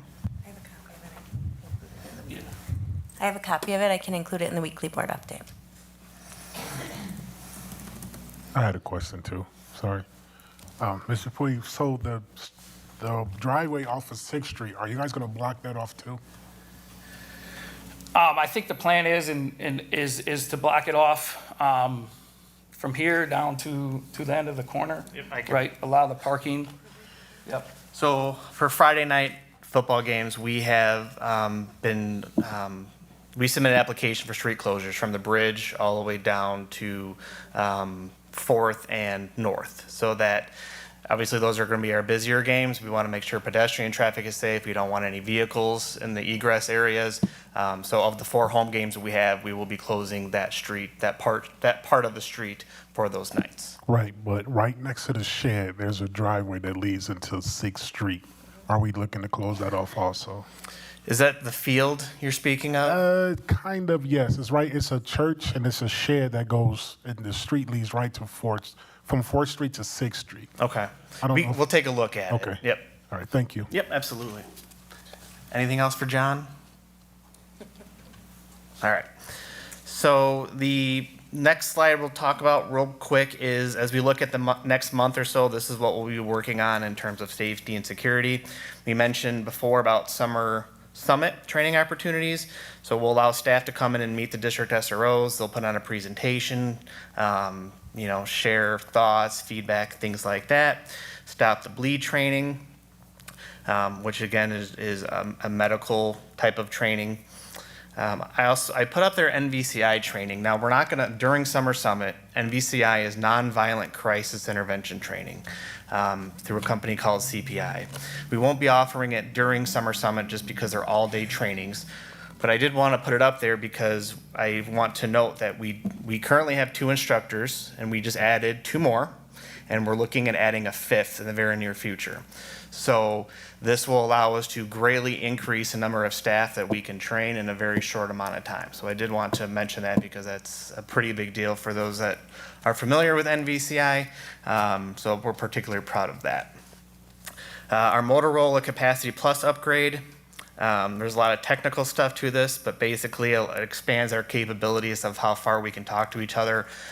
Right now, somebody at McNeil could not talk to somebody at Fruzen just because the antennas don't go that far, but this will allow us, no matter where we are in the school district and probably 5+ miles outside of the boundary, we'll be able to communicate with anybody, on the opposite side of town. So if we're dealing with a crisis here at Colac and it's at an outlying school, we'll have no problem reaching that school via radio in case cell phones are down, things like that. Homecoming parades, things like that will expand our ability to stay in communication with each other. All school buildings to update emergency plans. They're doing this right now. Every year, building administrators review, revise, and refresh their emergency plans related to evacuations, accountability, etc.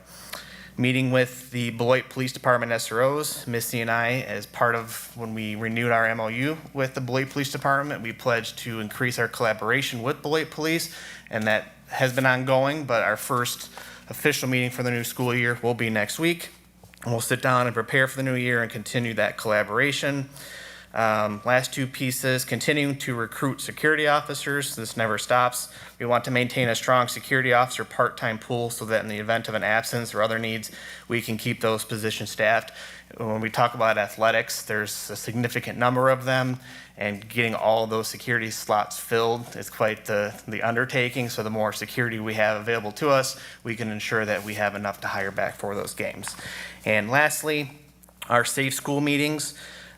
This school year, Safe Schools meeting will resume shortly. These are collaboration meetings between school districts, police departments, the Rock County DA's office, and juvenile justice. So we just share about students of concern. If a student left one district, and they move somewhere else, we can offer some of the supports, let them know of the supports we had in place, so on and so forth, and just share and collaborate amongst that group. So if that's all I have for tonight, of course, if there are any questions, please let me know. Board members, do you have any other questions? Thank you, Mr. Turner, again for that detailed listing. Is it on the radar, or are we already engaged in the Handle with Care program? Yep, that has been on our radar. We believe we can make a very streamlined approach, and we will continue working with Beloit Police to get that up and running, starting, at that meeting. But yep, that'll be on our agenda for next week's meeting. Perfect, thank you so much. Okay, any other questions, board members? Okay, so I have a couple. First, I want to thank you for your work. I think that just kind of setting the context, school shooting in Uvalde, the shooting in Illinois around the 4th of July, the current political violence that is happening in response in our nation. So again, setting that context, and then even like I said before, we had to shut down our school last year because of threats from hate groups. We had a shooting in the parking lot of a graduate of Beloit Memorial High School. The individual was from Madison. The community did come together, and information was given to the police that helped capture the person that was responsible for that. But in that same weekend, 2 or 3 people were also, it was 2 other people were killed in our community. So out of that context, and we know that no one here is lax in their responsibility, but we do recognize that people are looking towards us as the district. What are you doing to keep us safe? So we do appreciate you listing those things that are being done. As I've said before, I think it's important that people understand that the school district, the context where we're at, that a lot of times we're saying, if something happens, but we've already kind of lived through some things. Different commentary people are writing about that we are living differently now as Americans as we consider planning our lives around gun violence. I'm walking out of Aldi's on a Sunday. There's a guy with a gun on his hip. It's his right, but as I'm walking out of Aldi's, how do I feel? So when we think about, being elected leaders, what our responsibility is to the children of Beloit, my 2 children are in these schools, along with kids that I've coached at the YMCA, my nieces and nephews, family, friends, little nieces, brothers and sisters of people I knew and grew up with. It's a tall order to be responsible for everyone's safety, but we know that that is our responsibility because people are sending their children to us. In that context, that's why these presentations are being asked, so we can inform our community of what is happening. But we do know that the plans are as good as until something happens, and that's the thing we didn't plan for, or we just can't cover that. So I will be asking additionally, as we continue to move throughout the months, that our City of Beloit partners, our police department, and other agencies will come and present also on safety, because it's not just something that we as a school district are supposed to do, because we're in partnership, but we are doing what we can do, but there are other players that are involved, and we need to hear from them also. So we're thankful for the work that you've described. Getting past like the headline grabbing things, there's small things that happen in schools too. The parking lines, when parents are picking up, how things are stored, things fall down on kids. And in our public comment, we had one today too. And this is I'm just gonna ask because it came up. How do we make decisions about fencing around our elementary schools, or like what safety measures are appropriate? And then just some commentary or some thought about that. Sure. So I was at Converse the other day, and there was actually a fence contractor there. So I believe to address the things that were brought up in the previous meetings. When those concerns are sent to us, not just for Converse, but for other schools, if a building principal reaches out and, hey, I've got a problem I need to solve, whether it's, traffic flow, things like that. Myself will go out along with facilities. So that would be Mario, whoever the future new district facilities director is. We go out and we see what we can do. It's a collaborative piece. The infrastructure stuff is facilities. They use me as more of like a consultant. Like, does this make sense? What are we not thinking of? Things like that. Gaston with COVID, they couldn't get all the kids to come out the same entrance. They were splitting. There was a lot of issues with traffic backing up. So they reached out to me. We figured out who in the city we could talk to along with facilities, and they were able to get some signage changed through their committees and stuff like that. So it's a collaborative piece, basically. Be available for everybody, do your building walkthroughs. It's surprising when we go through buildings, the things we hear about that we didn't know about before. So of course, we take those opportunities and try to find solutions for them. Okay, so you said there is a contractor that is considering fencing or providing information about fencing at Converse. I know it's been an ongoing project that they're looking at bids on. I can't speak to where they're at with that process. Okay, because that's one of the other things that comes up is that parents have concerns sometimes because they don't know the exact process or steps we're at as a district. That communication can always be improved, but it's a matter of things are being brought to attention and people are working to address them. Nobody on our board wants to be dismissive of parent concerns about safety because we understand the value of each child to each parent. This might go into like this is a community concern. One of the things that is happening, I don't know if it has gotten to our school district yet, but children in our community with these play guns. Can you speak to that? So educating the community a little bit on the issue, and then also things that you might be doing about that in terms of communication. One of the other things that, as we examine our code of conduct, that we don't want to forget the parent part, that we as a school are trying to provide a safe environment, as Mr. Dupuis said, where our community can come and experience community life, watching kids play football, watching kids play all the sports. But on a Friday night, when you're leaving a game and we got that unstructured activity, those are things that make citizens not want to be a part of their community. So those are things that we're concerned about, but it takes parents to actually parent their child to help us in that. So can you kind of speak to that issue that is developing in the community with those guns, those toy guns or play guns? Or is it the Orbeez? Is that what we're, okay. So, you know, one of the things about this job is trying to stay up on trends, right? Because trends change all the time. I know, like you said, it's been a significant community concern here lately. I believe there was part of that rolled into the high school at the end of summer school. John's shaking his head yes. I don't have specifics. John can share more if he has the specifics, but I do know the high school administration sent out communication to at least the students. I was included on that email, and they were reminded of the code of conduct and that you cannot have these things on school grounds. Beyond that, I can't speak to it, but John, if you had something additional that you wanted to let them know. No, that's it. I think the police department also posted something as well. So obviously with the new year kicking off, I'll meet with our security team and remind them, you know, be extra vigilant. We're going to see these things.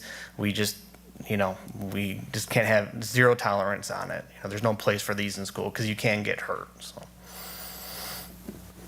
Right, and as I would say again, just that that expectation as we work together as school district with our parents, and I know that those things will continue to get communicated out along with our community partners, that these are concerns so we can provide the type of environment that our community expects for us. The security officers, how many security officers do we have, and like what's the expected number, the desired number? You mentioned recruiting, continuous recruiting. Good question. So right now at the high school, during a typical day, we have at least 6 on staff at any given time. The number changes depending on the time of day. The high school is obviously a building that never sleeps, so we need to have at least one officer work, you know, later into the evening. I don't want to give out specific times and such, but you know, we have a significant number in the mornings, and then throughout the day, after dismissal, those numbers start to taper off a little bit.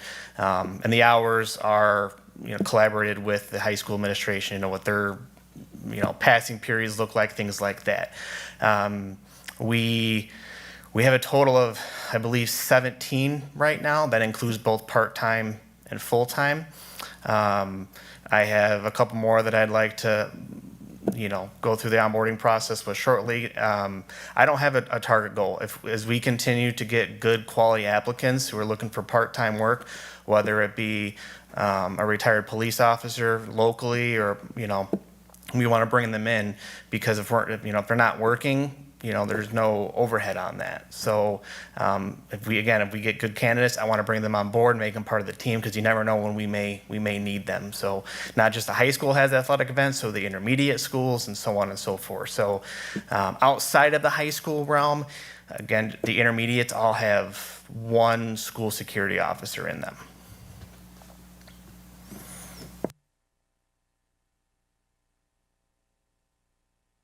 All right, thank you.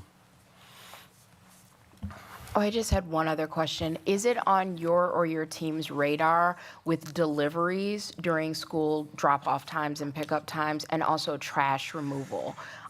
Just from a parent perspective, I know that it was averaging about once a month. Best case scenario, it's inconvenient because traffic stops and gets backed up. Worst case scenario, that can be significantly dangerous. Yep, it is on the radar, yes, along with facilities. A lot of that comes back to communicating with our vendors, of letting them know when our schools get out. The times don't vary It's always, at the intermediate level, it's 3:45. At the high school, it's 3:30. It's just that continued communication. I believe some of the issues we were running into was also with like food service and stuff. So it's just getting them to the table and just continue with that communication. And just be at, at the particular intermediate where we seem to have an ongoing issues, the school security officer there is aware of it. He tries to go out there and, do what they can. But again, it's just, I think, communication, working with those vendors to try to put a stop to it. And I would recommend looking upstream at those contracts, because if there is a penalty for violation, I bet they would stop real quick with the deliveries and with the trash removal. If it's just a suggestion, like I said, just the one building that I'm very familiar with, at least once a month. I will pass along that feedback. Thank you. Okay. All right. Other board members have questions? All right. No, thank you. I'm done. Okay, that concludes our superintendent's update. Thank you.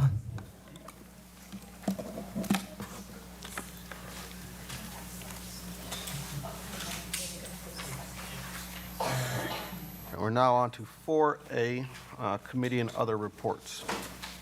And I'll just ask that board members, as we come to your committee, just give us your update. All right, for the Business and Operations and Finance Committee meeting, I have nothing new to add for that one. Good evening. The Teaching, Learning, Equity, and Pupil Services Committee met this evening. I'm going to give you the outline of what we discussed, and I'm going to ask Vice Chair I almost just said Anderson, sorry, Schneider to fill in since I had a work obligation and I was late. So on the agenda for this evening, we heard some pretty awesome information about instructional technology updates, which is definitely something I hope you'll fill in for us, Board Member Schneider. We also heard a proposal for an additional certified occupational therapy assistant in order to be more responsive to the caseload of children we have who need and receive those services. And we also received an update on an ad hoc committee recommendation for honoring a former deceased teacher, Mr. Bob Hauk. So Board Member Schneider, would you want to elaborate on any of that, please? Okay. The committee did agree to move on to the full board, the proposal for adding an occupational therapist. And part of that also was to meet state standards than we are now. So it isn't just an extra person that we wanted to put in place because it would be nice to have, but to be able to meet the requirements from the state, that position needs to be filled.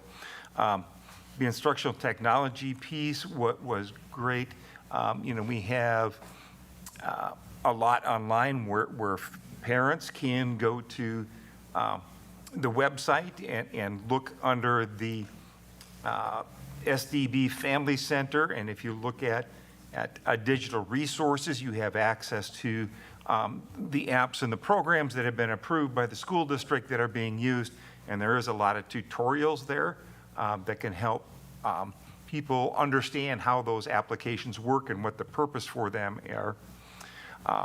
And so as the district continues to move to that, to help ensure that the technology that we are using is appropriate and also very effective in working with our students to increase test scores. And they have a way to then begin to really analyze that use of that technology. So that's good. We did hear the report from the naming committee, and that was then sent to, was for information only, and the committee will take action at that on our next board meeting. Thank you. And just to clarify, any parents or community members who are interested, if you just go to the main website, the SDB, and on the top right, there's a menu bar. You just click SDB Family Center, and in the drop-down menu, it says Digital Resource Library and Tutorials. There's also a bunch of other really great information there if you haven't been to that site. So thank you so much, and that is all we have.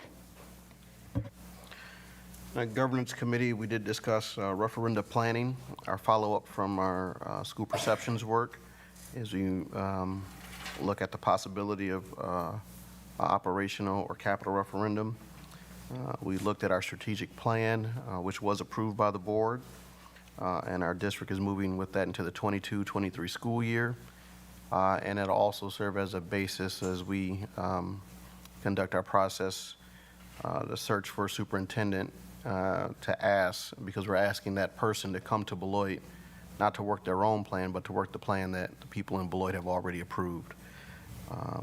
And then we also discussed board development. We have a meeting on August 23rd.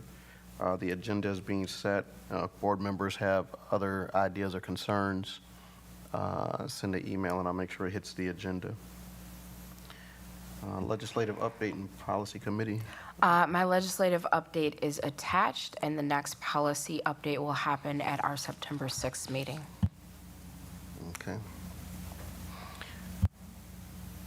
We're now at the item 5, consent agenda. Typically, there is no separate discussion of the items unless a board member so requests, in which event the items will be removed from the general order of business and considered in their normal sequence on the agenda. Is there anyone who wants to remove an item for discussion? Item E, the meeting minutes from August 2nd, please. Okay. Anybody else? I also want to highlight policy 870D. I would like to remove that for discussion.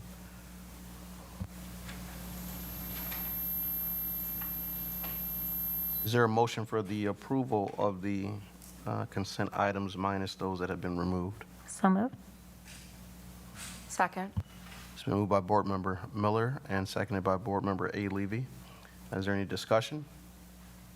Hearing none, all those in favor signify by saying aye. Aye. Aye. Aye. Motion passes unanimously. You want to go in order D, or do you want D and then E? That's fine. All right. So I removed D just because I wanted to highlight this. In my time on the board, one of the things that I have seen is public complaint. We've worked with our superintendent designee, our interim superintendent, to address concerns that the public brings, and even also employees. One of the things that we've talked about in our governance meetings and our work with our board development is that we're a community. We're trying to strike a different tone to talk about our level of collaboration and how we work together. Definitely when things are pressing on citizens, we know that you have to express that and get that out. And so emails come our way, people come to talk at the podium, and there's other ways that people express their displeasure. It's one of those things that as a district, we know there's always room for improvement, but I think a part that has been missed by many people is like, what is the official process? When something is not right, when something does not sit well with you, what should you officially be doing? And so I wanted to highlight this policy because it has just been revised or brought to us again. But I wanted to make note that there is a policy. It's policy 870. People should read the policy and then work through that channel so that the issues that you bring can be resolved. We are looking towards the resolution of issues and not just allowing things to continue to grow and not be addressed. So that policy is there. Because many of these things deal with the day-to-day operation of the schools, it starts on the school side with our superintendent, and that's the person who follows up to ask the teacher, to ask the principal, to ask the aide, the burning question that most parents have. For us as board members, when things come to the board, we usually send them back to the administration, or we'll ask the administration those questions. Matters can be discussed with us, but as individual board members, I'm just one of 7. I can't make a decision by myself that will change something. And so oftentimes when we are emailed things or asked about things in public, we'll answer the question from our perspective, sharing what we know, and then refer you to the appropriate person in the administration so that resolution can be had. And if people are not finding resolution, the policy outlines how it can come back to the board for a full discussion. But I just wanted to lift that part, and knowing that there's been some changes, they're marked in green, that we as board members are aware of that and took the time to read that. So that was all that I had on D, public complaints, first reading. So for E, my adjustment is under policy committee update. Ms. Shope, if you could please include the policies that were on the agenda for the August 3rd policy meeting that were included in the update.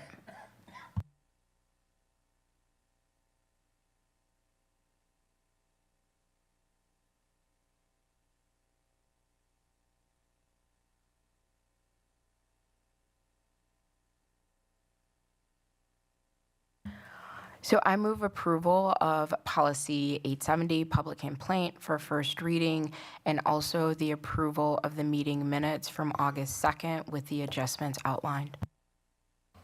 Second.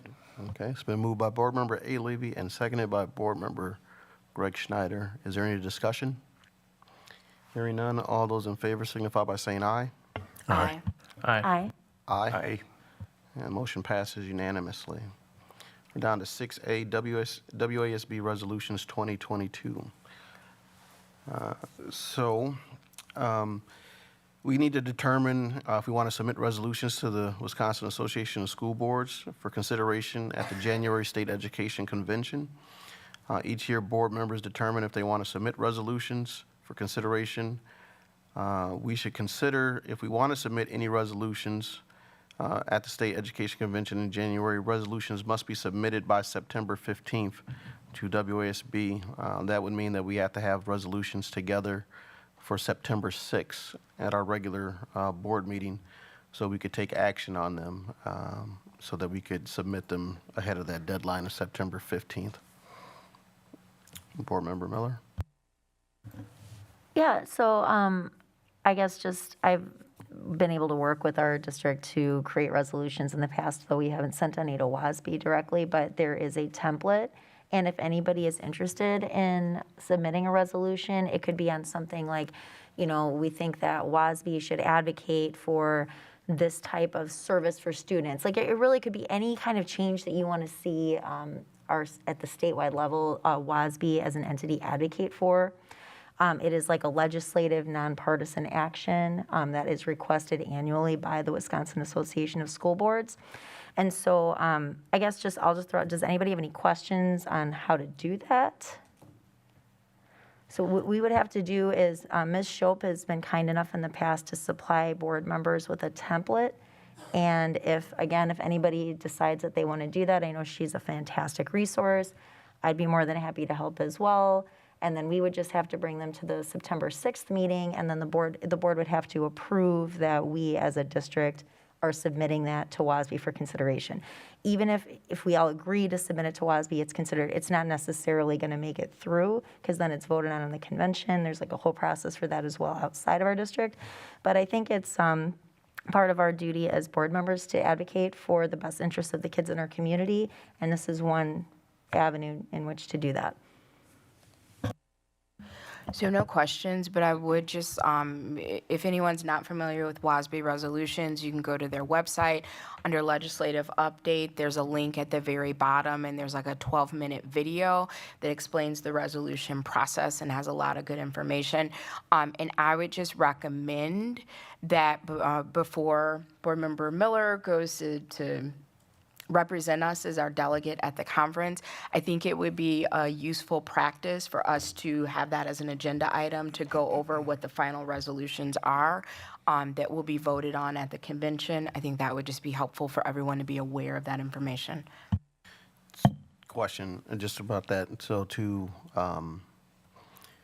once the full slate of resolutions are available for the convention, that we establish our board voice by letting our delegate know how we want to vote. Is that what you're suggesting? Yeah, we haven't formally done that in the past, but I think it would be a good practice. If I may, I fully support that recommendation, and I think that it's also, as you were just talking about a moment ago, Board President Levy, about bridging and increasing communication with our community and kind of reaching out. That's another really great way, if we list it as an agenda item, if folks wanted to come and make a public comment in support of or provide some commentary on any of those resolutions, that would be really helpful to help inform our work as the board. Thank you.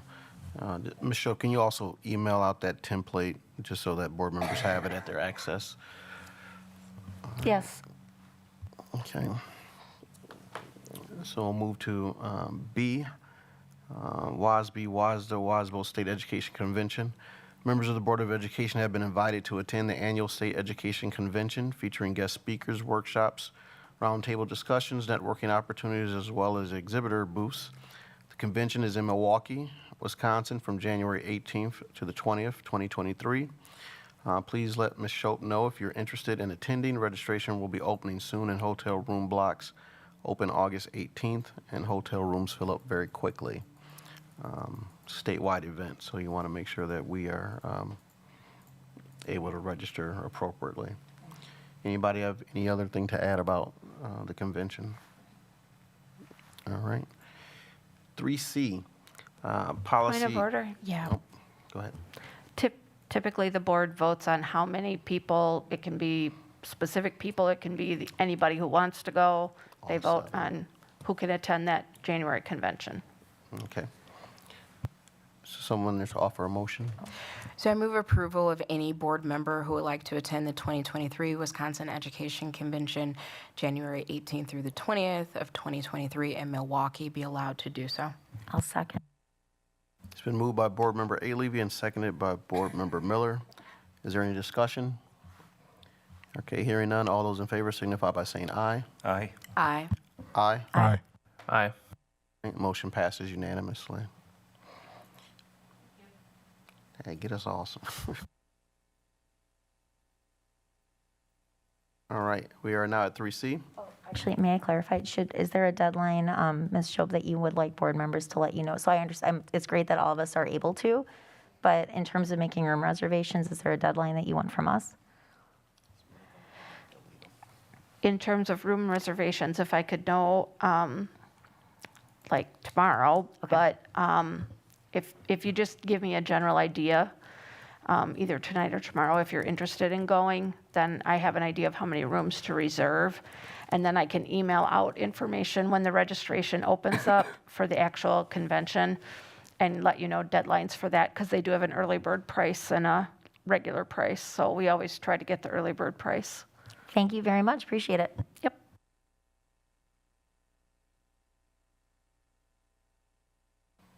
All right, are we ready for 3C? Okay. 3C, policy 377, Rule 2, High School Athletics and Activities Code.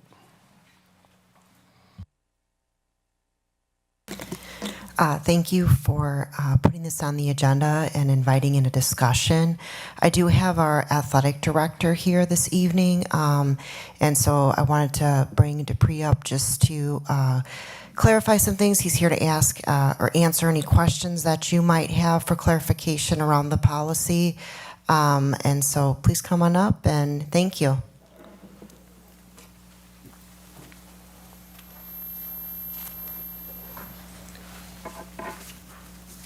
Do you guys want me to open up the discussion? All right, I appreciate you having this conversation. So as it pertains to policy rule 377, rule 2, there's a few key clarification points or points of understanding that I hope that you can share and kind of the direction that we want to go in. You know, as an athletic director in activities, I think we want to make policies that are clear, holding all stakeholders accountable by implementing interventions to help all students be successful, engaged, and involved. And so some of the things under Rule 2 have a GPA of 2.0 or higher from the previous term. The verbiage in there doesn't state return to play, things along those lines. And then the fall expectation or exemption rule. There's some clarification points within there. For example, the 14 days of your first competition. For example, soccer, that individual, when I met with Coach Sanu, we sat down and we figured out that would be actually 9 contests this year, but a third of the season, 33% based off of WI allotment games, that individual that has 2 or more Fs would only miss 8 games. And then also, at progress report, the student will be removed from the activity for the grading term. So Those are some things that I hope we can discuss, and if you guys have questions on my thoughts or ideas, and I'm curious to hear your thoughts of ideas. Right now, the breakdown of numbers for fall sports of those individuals that have a 2.0 but no failing grade, it would affect 12 students in our fall activities right now, 3 girls volleyball players, 3 boys soccer players, and 6 football players. For those that have 1F, which would fall under that fall exception rule of that 14 days, that would be 2 girls in tennis, 1 girls in girls in swim, 9 girls volleyball players, 1 cross country player, 3 boys soccer players, 2 football players, and 5 boys volleyball players. So I just want to make sure we're being equitable between seasons, as if the fall season was in the winter, that individual with 1F would serve that 1-week suspension. But because we're in the fall, we have that verbiage that states that. So if I could start off, thank you for providing how many students are impacted. That it's good information to have. So I just want to make sure that we are all on the same page for how the policy currently reads. The slight adjustment that we made in policy, because it stated that a student needs to be working towards a 2.0. Okay. And we didn't know what that meant. Because under that verbiage, if someone had a 0.2, they could say they're working towards a 2.0. If someone had a 1.9, they could say they were. So that was the reason for that adjustment. But we didn't make many other adjustments as far as requirements and eligibility. So that was more for the public than for you, but just to make sure. So in order to be eligible for athletics and activities, a student needs to have no Fs or Is, which stands for incomplete, and have at least a 2.0. Because again, we changed that verbiage from working towards to have, because we know what that is, that's measurable. Now, a student can be ineligible in a couple different ways. So one, you can be ineligible with 1F.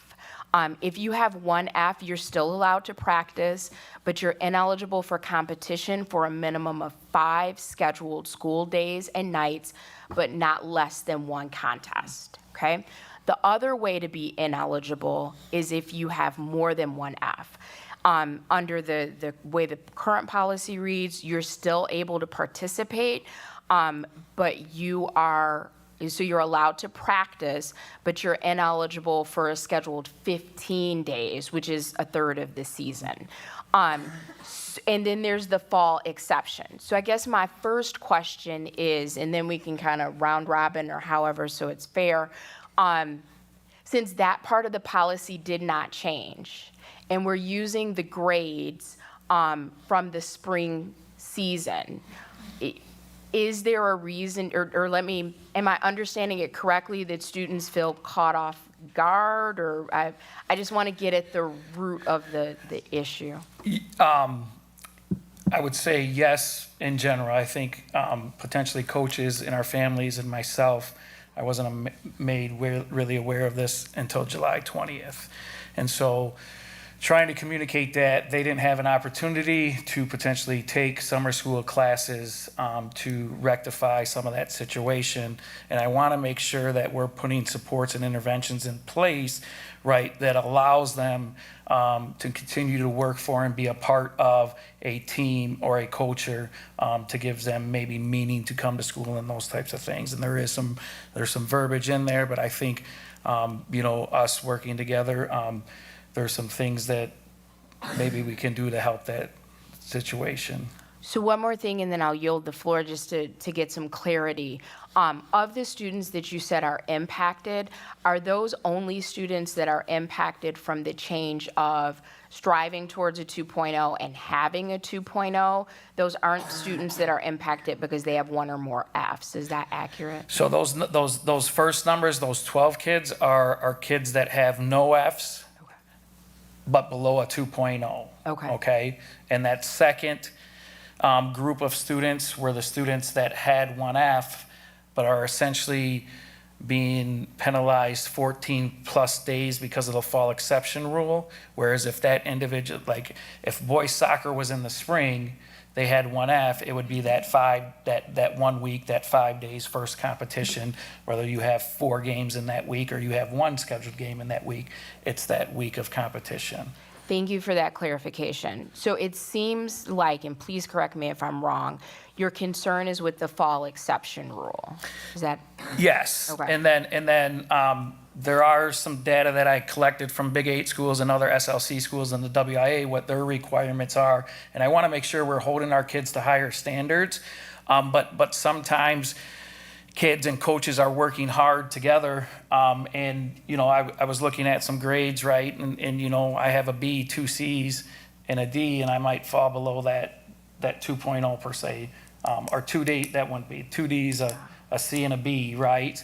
But maybe those 2Ds were in really rigorous classes. And again, from an adult perspective, what interventions can we do to help support that kid to continue to work to improve that grade throughout the quarter? So yes, the fall exception rule, and then the 2.0 with no Fs, right? If that makes sense. If a kid has all C's and a D, right, in theory, they can't participate, right? Is that what I'm understanding? I want to make sure I'm understanding the rule. No, too. Yeah. perfect. I'm all Yep. about everyone being on the same page. So you are a student is eligible for athletics or activities or both if they have no Fs, no Is, and at least a 2.0. Right. And the change, again, was made, the striving to a 2.0 to a 2.0. So I just want to be clear on how we're framing the discussion. Yep. It seems like the issue, so I'm just going to ask, would you like for us to, is the ask that we remove the 2.0 and go back to the vague language of striving for a 2.0? If you're asking for I'm my asking. input, yeah, Yes. here's what I would like based off of the knowledge that's out there and the data that's out there from the WIA, the Big 8, and the SLC, right? You know, right now, the WIA allows you to participate with 1F, no GPA. I do not like May that. I interrupt? Yes. I promise, I don't want to be rude at all, but just for clarification. When you say participate, because you can have multiple Fs and still participate in practice. Competitions. But you can, okay, yes, competitions. Perfect. Yep. Okay. I'm not for that. I think you need to be passing all your classes. However, that GPA requirement, I don't believe should be in place. Because again, we could be working with that student. They could have a rigorous schedule, right? They may have not did so well on this first test, but we have interventions in place to hopefully up their grade, right? And so, for example, the fall expectation or exemption rule, right? If they have that F on that progress report, they're done till grade term, okay? I'm kind of switching. So back to the 2.0, my suggestion would be you have to be passing all your classes. No GPA requirement. It's across the board in the Big 8 and the SLC. Some have requirements, some have 1.5, some have 1.7 with no Fs. You know, those types of things. As far as I would like to see if you have 1F, your 1 week of competition. So that is your first week of scheduled competition, whether you have 4 games scheduled or 1 game scheduled, or that 1 week. If you have 2 or more Fs, you are out for 3 weeks of competition or a third of the season based off a WI allotment of games, right? There's that gray area where if you go based off the WI allotment of games, for example, soccer might only schedule 18 games, but that's on our head coach, right? We're allowed to schedule 24 games. So we base it so it's clear, it makes sense to everybody.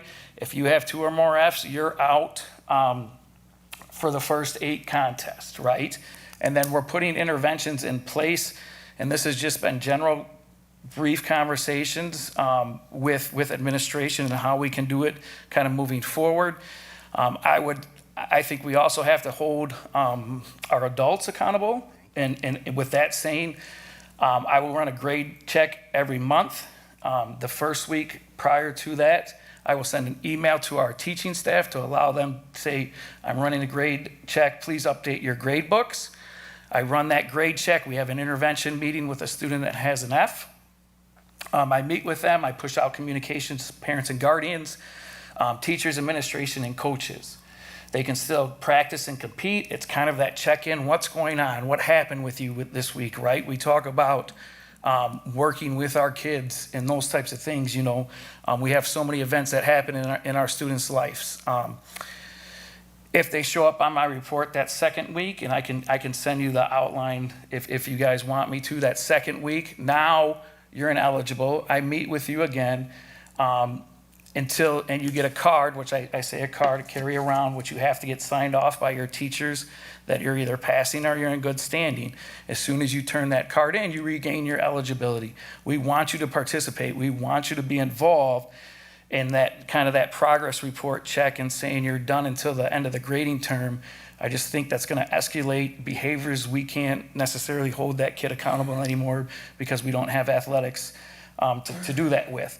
With that said, with our academic labs that we have in place on Tuesdays and Thursdays, if they are on my F list and they come to meet with me that first and second week, they're required to go to a content specialist to get the help that they need, right? Because if I'm struggling in English, but I'm going to a science teacher, that doesn't benefit me for that 45 minutes or an hour that we're in academic lab. I would like to continue to have conversations with the administrative team and our head coaches about implementing in the future a 0 and 9th hour, where it's a required, if you're on that F list, to go to a contest specialist 0 or 9th hour. Again, we're putting interventions in place. We're putting supports in place to help our youth. So that's kind of a little bit long-winded, but a little bit, of where I would like to go with it, right? If that makes sense. No, greatly appreciate it. I will be brief, and I promise I'm yielding the floor. So it sounds like you want to eliminate the exemption. Now, here's the thing, and as the policy chair, I love when policy is tested in practice, so we can really, I'm all about continuous improvement. The practice, and correct me if I'm wrong, is to do weekly grade checks. That is not listed in policy. At policy, it says at term. Right. So let's say I have a 2.0, but I have one F or one I. Yep. So by policy, I'm ineligible for a minimum of 5 days and nights or at least one competition, but I can't become eligible until the term or midterm point. Right. So what I am just going to put on the table that is policy chair, I would be open to including, and I would love to hear what my colleagues think, is to get that practice of weekly grade checks implemented in policy, so that may alleviate some of the issues. So if I have one F, then I'm ineligible for 5 days. But if Mr. Dupuy runs a grade check next week and I don't have any Fs, then I regain my eligibility. I don't have to wait until term. Yep. All right. That's all for now. Are there other board members who would like to add into the discussion? Yes. All right.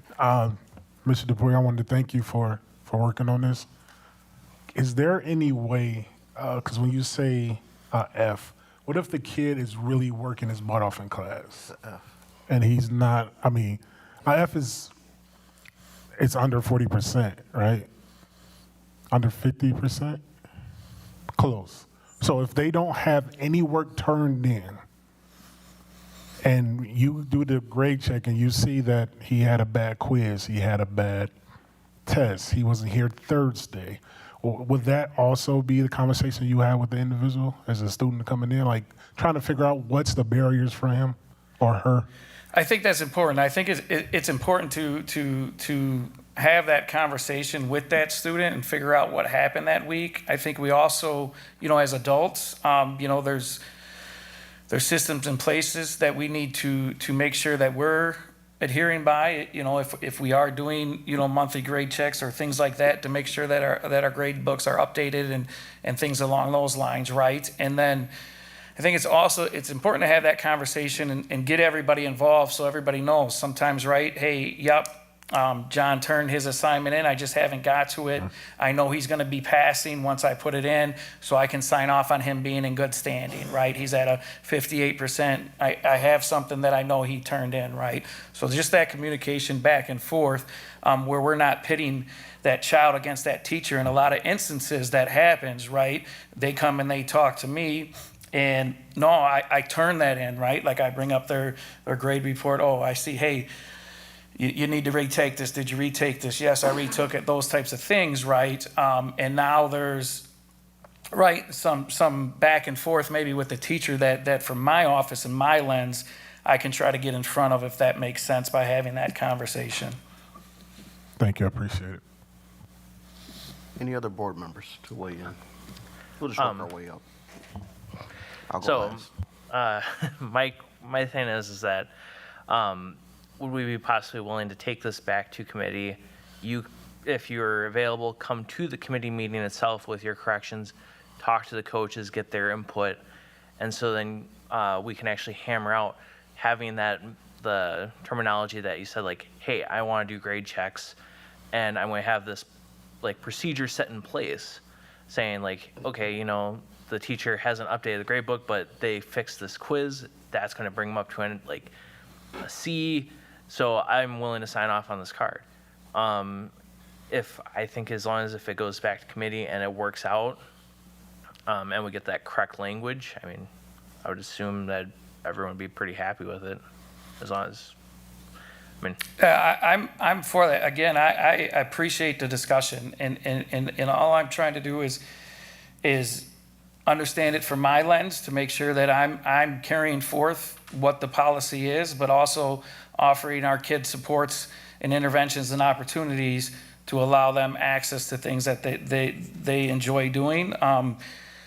And I do champion getting, maybe some veteran coaches and the administration from school on part of this as well. So, maybe my thoughts and ideas are not attainable in what's in place. And so making sure that again, we're clear, we're direct, and we can communicate that with our coaches and our parents and our guardians about, here is the expectation, right? And we're being equitable throughout every season.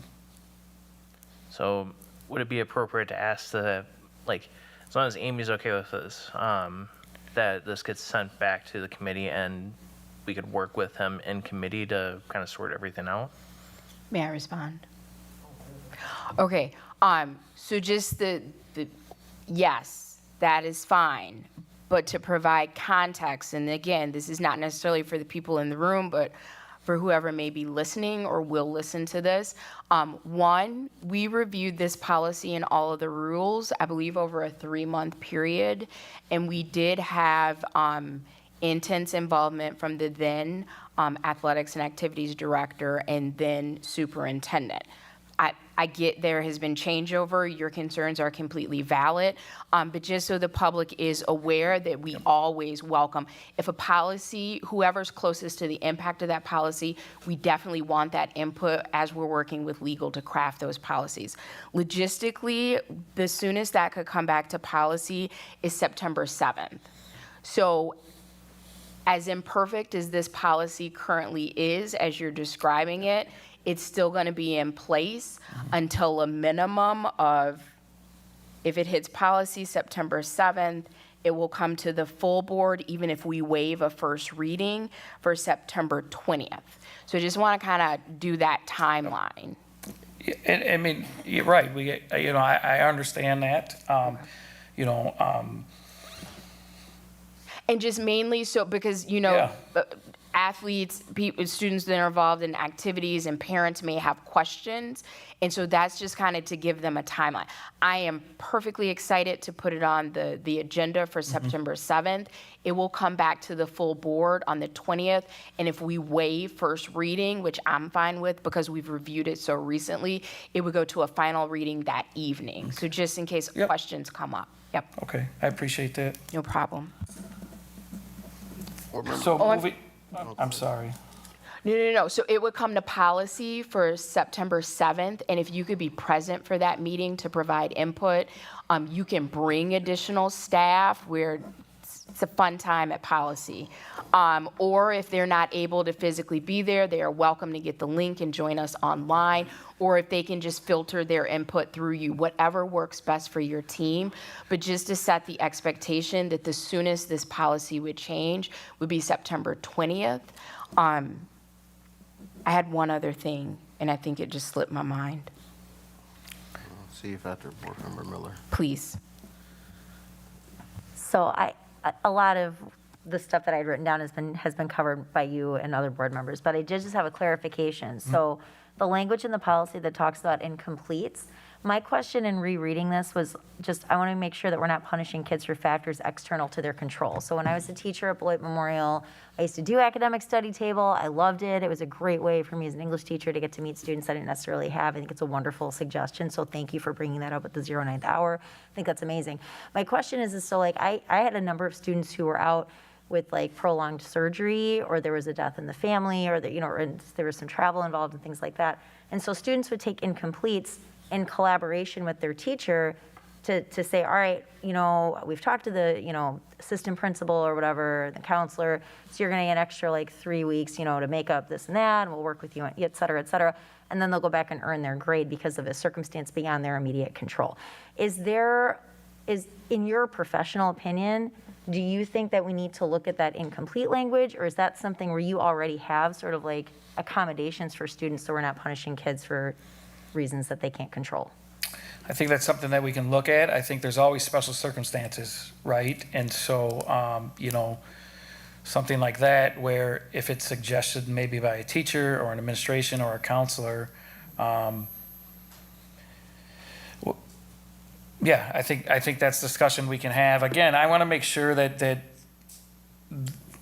we're doing everything we can to try to help that student be successful before they're taking that incomplete, right? If that makes sense, but there are things that do come into play that are uncontrollable. Sure, and I just want to thank you too for something that I heard you say or allude to earlier, because, and as I was preparing for the meeting tonight and looking, there's obviously the first and foremost task we have as a district is to educate our children, and we want them to be academically successful. I think that depending on different kids, like there are different pathways for each student to be academically successful, and I just don't want us to overlook the importance that whether it's sports or activities plays in that road to that academic success. And so I just appreciate you acknowledging that, and that's reflective of my view. Board Member Schneider, do you have something to add? I think, all of my comments have been said already. I think it should go back to policy committee to review and to come up with a better or maybe a better policy or a better way that we can make things so that's very clear. I'm going to read Board Member Brian Anderson's statement in, just so we have it. In terms of the academic policy, it's important, but let's use it as a incentive to those. Take school seriously enough to meet the minimum standards. A 2-point GPA is not too much to ask from a full-time student. Might be tough in the transition, but these are students first and student athletes second.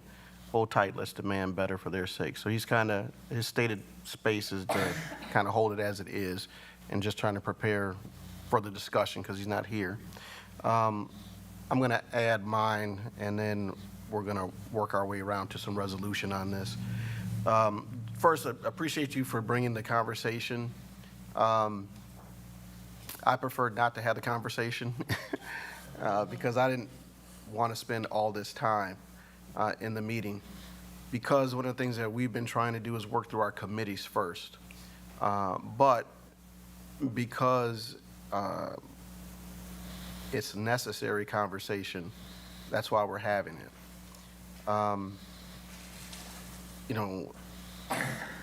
As a former Purple Knight, I think that when I think about this policy, like this continues to come around. It is never settled. Every 2 or 3 years, this thing comes back, no matter what people have done. So as Board Member Levy said, the policy went through a process of 3 months with the current superintendent and AD. It passed out of the committee. It passed unanimously from the board, and here we are. But the new set of eyes is welcome because, as Board Member Levy said, once we start to see the impact of policy, are there adjustments that need to be made? So I want to ask again, just can you recap for me? So there's 12 students that have no Fs, but they're below the 2.0 GPA. Correct. All right. And what you were kind of saying is just like as a prescriptive, kids should be passing their classes, but you're not for a GPA requirement. Or even before you answer that, let me say this because I missed this in my comments. Having worked in numerous schools in multiple states, being in different conferences, there's what the WIA says or your state agency. There's your, and so as we're talking about sports, we want to know that everybody's competing on the same level. And I do recognize that when we talk about sports in Beloit, at different times our policy has been something different than the WIA, and we're looking at, are we adversely impacting our kids? But then we also, too, have these stories of our local lore of this kid that is great, but the grades weren't there. This kid never got to play under the lights of the Barkin. This kid was never out there on the field. So we have that, and those are the things that we're concerned about. So I do recognize, like you said, that our policy might not be in alignment with WIAA or even what other schools in our conference are doing. So I recognize that misalignment. How many students had 1 F? That would be infected by the fall exception rule would be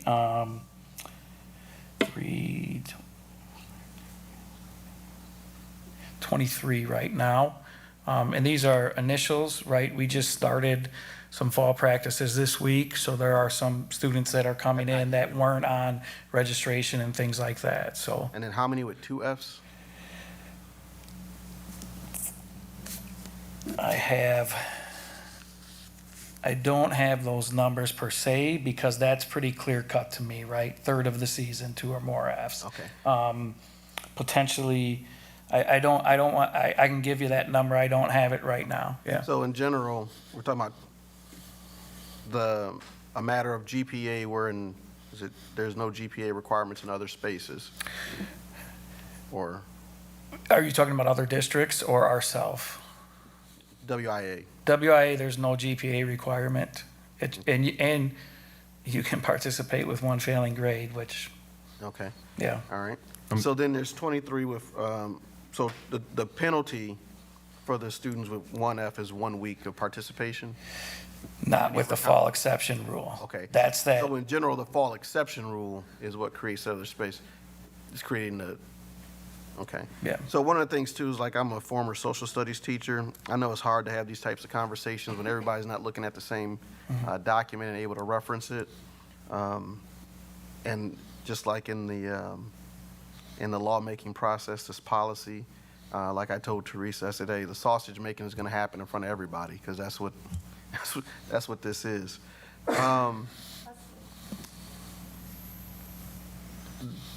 There's another point that I want to bring up, and this is the part about the academics. And you said it earlier, but I don't want to miss it. And I want to, well, it doesn't matter how many prefaces I give. It might be misinterpreted, but I'm going to just say it. There is an adult responsibility as educators to provide feedback on assessment of learning.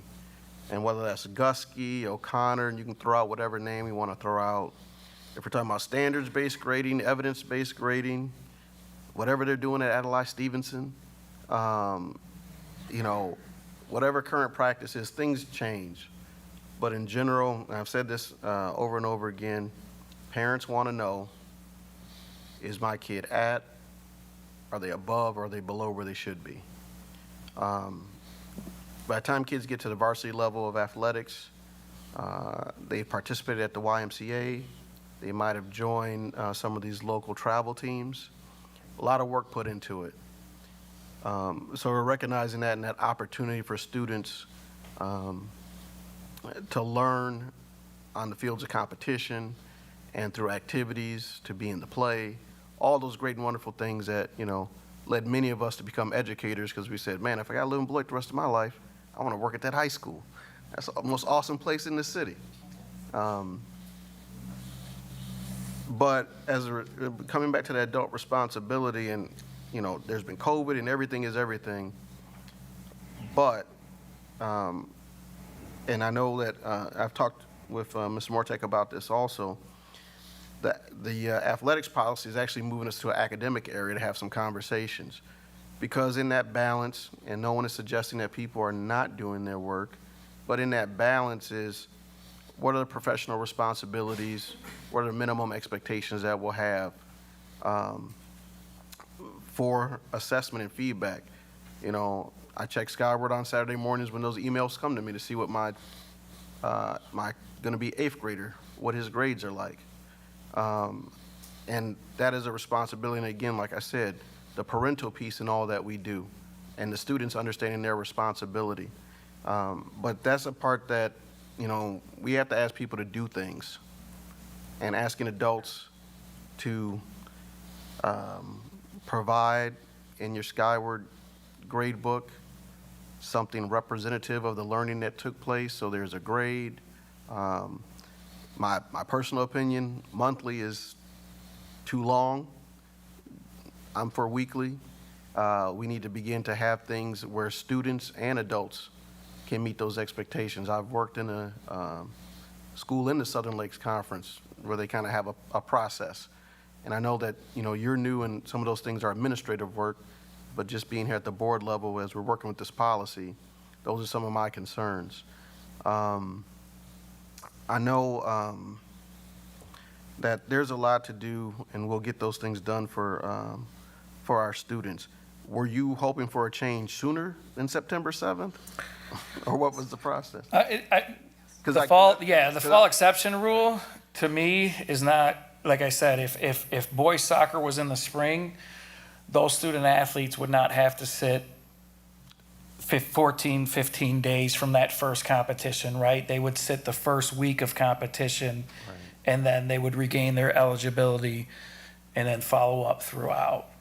And I think that the other part I'll say is, like, even in this conversation, since this is the first time that all participants are at the table and we're trying to gather, that it's hard to make an action and a move, right? Because we're like, even what our process is, but we're trying to understand exactly what what are we doing, what needs to be done, and then, what's the date and time and process to get that done. So we're just trying to get some clarity on that too. Go ahead. Okay, are you asking us to waive policy? Or I'm just trying, within the framework of? Yeah, so right now, I would ask, because of those 12 students that weren't notified in a timely fashion, that they had the opportunity to raise their GPA above a 2.0 with no Fs, if we could waive that right now, and then that fall exception rule, those kids that have 1 F would fall under the regular students with 1 F is 5 days, and then the students with 2 or more Fs would be still a third of the season based off of WIA allotment. Okay, so just to clarify, in your aspiration would be for us to waive policy just for the 12 students? Those 12 students that are affecting on the 2.0 right now in the fall season, and then those other students under the fall exception rule that have 1 F, that are getting penalized that extra 15 days compared to if they played in the winter or the spring, it would fall under 1 week. Am I reading that correctly? So let me just provide context. Yep. The fall exception was not adjusted by the policy committee. Okay. And I believe the reason the fall exception is there, because if in the spring I had an F or more than 1 F, I had the opportunity theoretically to go to summer school to clear that up. Okay. And if you are participating in a spring sport, you had the opportunity in the fall to make sure you didn't carry a F over. So it's my understanding of that's why that fall exception is there. So students aren't blowing off in the spring and then not having that consequence when they come back. That makes sense. Yes, thank you for the clarification. Here to help. I remembered, Board President Levy, if I made the thing that I forgot, it came back to me. My request as policy chair is that the board kind of gives the committee direction on two things. One, how we feel about having the 2.0 minimum. So if we could just kind of go through consensus on that, so then the committee can work effectively. We don't want to spend this time crafting this policy, and then it comes back to the full board, and then people are like, no, that's a hard no for me. Don't want to waste anyone's time. And then the second thing that I would like for the full board to give the policy committee direction on is the fall exception rule. And hopefully what I just shared kind of makes sense why that rule was put in place. Can you repeat? I got the exception rule. Absolutely. What's the first one? So the fall exception, first of all, does anyone need any clarification, or what does that mean? How does that impact? All right. So if we could have, as a policy committee, direction from the full board on the fall exception rule, and then direction on the full board whether we are interested in keeping that 2.0 GPA requirement. Spoiler alert, I support it. Our students are students first, and athletes and involved in activities second, and I don't think that's an unreasonable standard to have. Okay. So, I'm going to ask that question to Mr. Dupuy first.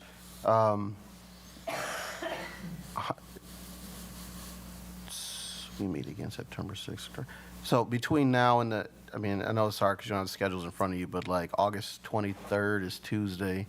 Are there competitions this weekend? Yes. Okay. Yep. And then by September 6th, any number of competitions? Yeah, we're fully into it. Yeah. Mm-hmm. Okay. There's a space, because the other thing that I'll say even before I'm going to give board members a chance to kick this one more time, and then we'll talk about is that we have, as we're working our way through many things, our new approach that we're trying to have as a board is like we hear these things and we try to put out the space to handle them. So sometimes we understand the intensity of the need, sometimes the urgent space, or can we change this now? But sometimes we have to pause, especially like I said, because I knew tonight when it was put on the agenda that this is kind of the first breaking up of the ground to figure out where we're at, what are we really trying to do so we can actually get it done. So I know we're looking for sooner than the 20th, September 20th. I don't know if there could be consensus whether it be tonight or not. But one of the things I'll say even before we begin is that for us, being right is not enough, and sometimes winning is not enough in terms of how we're doing our work together as a board. So we're trying to understand what everyone is being asked to do, because there's so much that is happening, that we kind of walk our way through some of the things that we're going at, and it's happening in numerous higher unit rec, teacher pay. That's the space that we're working in, and like oftentimes we're at the microphone now in front of everyone in the public when we're trying to make that known to people that we got to work through things and it'll take us some time. Give us some time. Don't be frustrated just because people don't hear what they want to hear right away.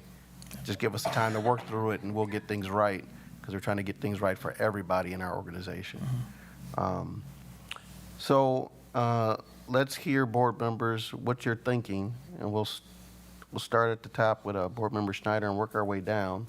I'm sorry, just to be clear, is this the part where we're going to say yes or no for fall exception and yes or no for 2.0 GPA, or is this different? This is different. I just kind of expressed that, So is this policy suspension we're addressing now for those 12 exceptions? I guess what I'm going to say is, like, right now, that preamble was, I'm not trying to do this at 9:08 today. What are we trying to do? And I think we should take some time. It could be the 23rd, it could be the 6th, it could be somewhere in between then. But tonight is like a lot. And I'd like to hear what other board members have to say about that as we figure out how to address this. So in the interest of time and respecting everyone's schedule, because we've kind of had the free form where you can ask questions and contribute, could we be more structured on what we are asking board members to weigh in on? And if it's other than fall exception and the GPA, that's completely fine. But if we know what we're being asked to weigh in on, that would be helpful. Board members, do you want to address this tonight, or do you want more time to address this? That's what I'm asking board members to weigh in on. So potentially suspending policy to address this evening. I don't know how we might choose to address it this evening. If the consensus is that people do not want to address it tonight, then we won't even discuss that. If people say, let's do this tonight, then we'll decide how we're going to do this. Perfect. When we're giving our feedback, could we end with fall exception and GPA requirement? Because whenever it's addressed, the committee's going to need that information. I would prefer not to. I just want to understand, as I'm facilitating this meeting tonight, do you want to address this tonight or no? If we get to that next space that people say, let's do it tonight, then we can address the specifics of the other parts. So I'm going to respectfully push back a little bit. If we can include fall exception and 2.0 GPA, because it's going to need to be addressed, whether it happens tonight or whether it happens on September 6th, so I don't have to try to get that information from board members at another time, please. Well, in dealing with the agenda setting, we have a meeting on the 23rd, a governance meeting, and we're going to have a special HR meeting. So board members will be in space again. So if it needs to be addressed at a different time, I think the things that you're asking for can be gathered on the 23rd or later.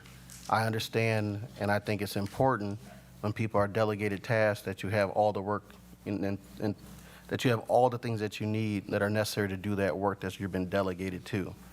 But again, simply, we've taken this much time. I don't think it's that much more time. I would just first like to understand from board members, do you want to address this right now? Or do you want to we'll come back to it? Because I want to understand how we're going to use the rest of the time tonight, because there's some other things that need to happen. I would suggest that the policy be referred back to, or that this goes back to the policy committee, and whether that is next Tuesday, the 23rd, or the 7th of September, or whatever. I think our plate is too full to continue spending time on this tonight in order to work out all of the details that are here, that there's some planning that needs to go into that.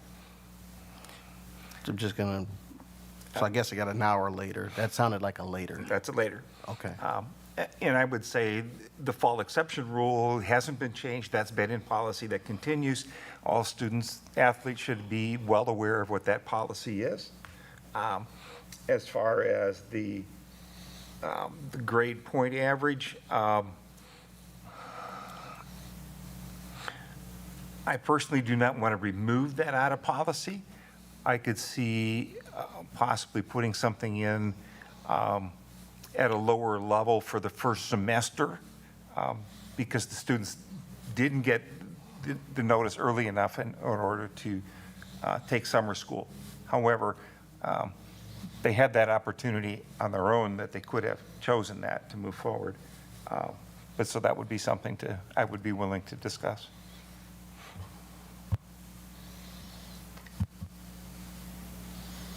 I am not interested in suspending policy. I think this should go back to the policy committee, and again, that next meeting will be September 7th. So is that a later or is that a now? I'm not interested in suspending policy. So I agree. Excuse me, Oh, board member. sorry. So that would be a way it could be done. I'm asking about, like, are we continuing with this? Do you want to do that tonight, or is that at a different There's time? no way to address it without suspending at least a portion of the current policy, because this is the policy that's in place. Okay, thank you, Board Member Levy. You're welcome. So I would be interested if my preference would be to suspend policy, and if that's what we are doing, I would be okay with doing that tonight. But I do agree with Board Member Levy and Board Member Schneider that it should, regardless of whether it's suspended or not, it needs to go back to the policy committee with the timeline that was delineated. I put you, that's a now? That's a now. Okay, I'm a later. Board Member Anderson? I'll go with later, and I do think that just to keep in current practices that it should go back to committee and get corrected in the proper ways. We should. So I got you down as later. Board Member Winfield? I'm going to vote for later, but I would really like to have a discussion with the policy committee on this, just so we can try to figure out how we can not have obstacles for these kids. I mean, I haven't been to school in a long time, but maybe some educators in the room can help me out. Can you graduate with anything lower than the 2.0? So you could graduate. Credits, man. So you can graduate with lower than 2.0, but we can't. Can't play sports. So for me, this is a little personal because I was that kid with that 1.8 when I came from Detroit, and I was able to play for Mr. Studeman. And I just have to think logically. I was a really hard parent with my kids, and they couldn't play. If they had a D, they couldn't play. So I think we really need to look at the full effect of this. I'm gonna let a kid graduate with lower than a 2.0, but you can't play some sports. And I just have to think about the stronghold that this community have on a lot of our youth right now. Without that sport, we put them in danger, and that's just my thought process. So I'm a later, and I'm willing to discuss the fall exception rule and the 2.0. So. Right. So that what I would say that, kind of our consensus is that it's going to be later. The next time we meet is this coming Tuesday. And so we'll have the offline communications that we need to have with our administrators to get the agenda items correct. And then we'll have the opportunity to address it again on Tuesday. I'm sorry. Go ahead. Oh, I just have a question. It sounds like the consensus is to send it back to the policy committee, and that meeting will be September 7th. So- Are you suggesting an emergency policy committee to handle it before then?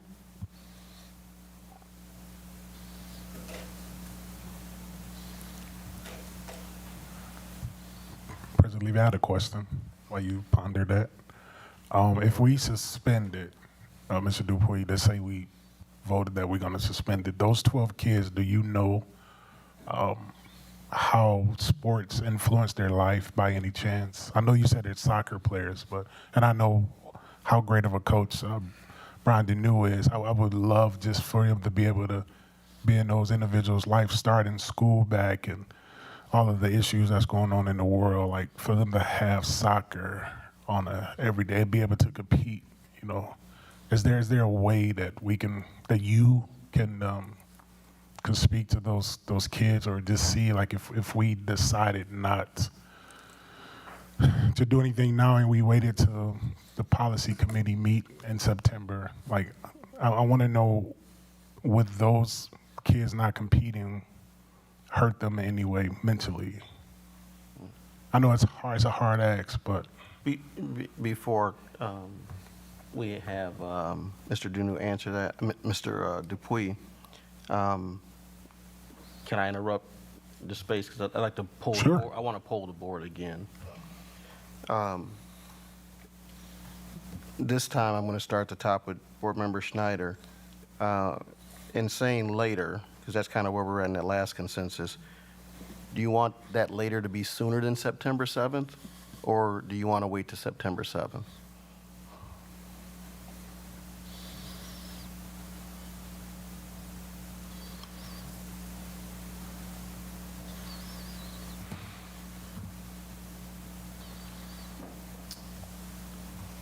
I am okay with doing it before September, the September meeting, if there is a time that the committee can all get together. Okay, Board Member Levy? I want to be respectful of people's times and schedules and mindful that we already have additional work because we are in the process of securing a long-term superintendent. For me, it does not make sense to have a special policy meeting prior to the September 7th if we're not willing to suspend a portion of the policy this evening to address it. So no, the next policy meeting is currently scheduled for Wednesday, September 7th. Okay, so I put you down for September 7th. Thank you, sir.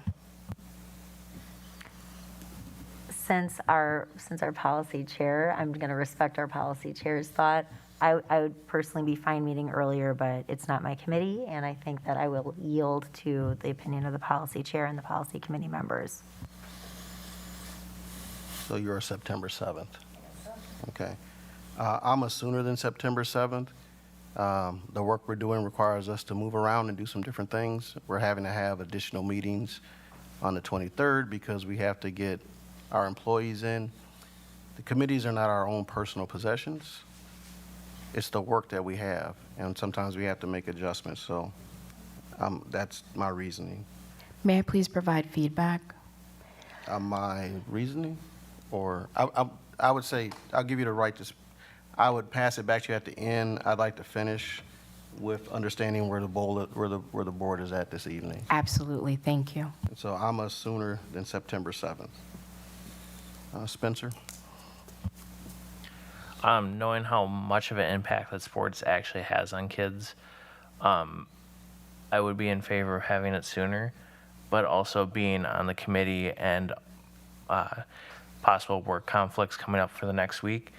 I also don't want to be that guy that suggests more work and not actually there to help with that work. So I'm kind of torn. It really comes down to if I can be there or not. But tonight, you're going to be a sooner than September 7th or September 7th? I would support doing it possibly sooner. Okay. Board Member Winfield, sooner than September 7th or September 7th? Sooner. I think Mr. Dupuy have really done a lot of work with this, and I think that we can just take his recommendations and run with it, but if that's my vote, sooner. Okay. But if he's done the footwork already, I think we can go ahead and do what we need to do to get it going. So Well, I would say, as you can see by the issue, sports has a lot of passion behind it in all things. And we're talking about what's going to happen with kids. But you see, as we're making our way through and trying to be productive as we do that, that we're not all in 100% agreement. And even the asks just are not 100% clear. So to me, it's not going to be tonight, and we're going to ask the policy committee to meet sooner than September 7th.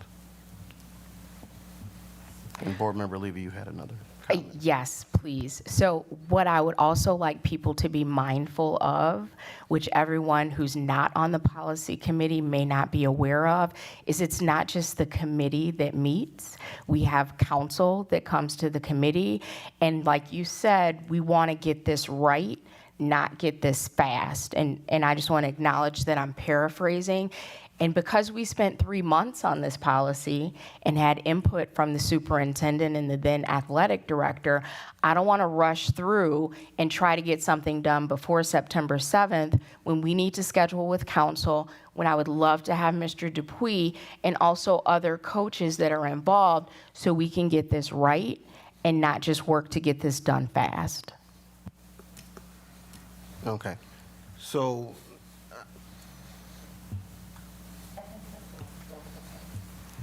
Mr. Winfield. I had a question.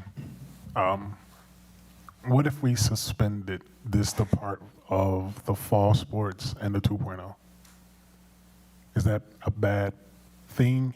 As in, I'm looking at the benefit of, it's not these 12 kids, and I'm talking about kids that probably get transferred that we don't know.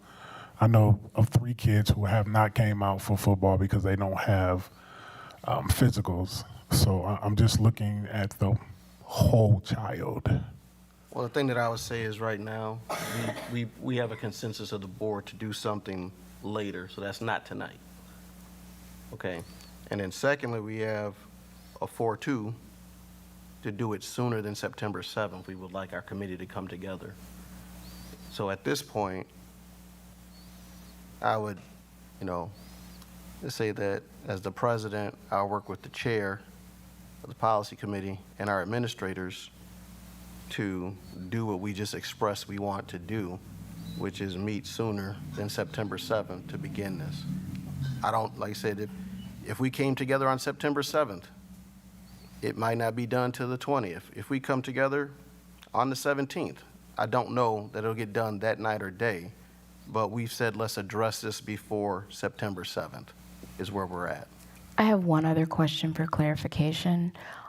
So Board President Levy, are you requesting that policy committee members come together some date prior to the 7th and then meet also again on the 7th? Because this isn't the only item that's on our agenda, and our policies that are proposed and already in the works for our September 7th meeting are being vetted through legal. They provide their feedback. The administration does the same. So again, as I alluded to earlier, it's a process. So it is the request that we meet prior to September 7th and then also meet on September 7th to handle the rest of the items that are proposed for our agenda. I'm not thinking about the agenda items of the other policy concerns. I'm just dealing with this one right now. And I think that when we say that we wanted to meet sooner than September 7th, it's only for this policy. We're looking to do something for this one. So that's a yes. I mean, I guess we could ask the next question is, do we want to, since it's all, do we feel it needs to go to policy directly, or as a whole board, is it something that we want to tackle since it's already been through policy and we've seen it the way we've seen it?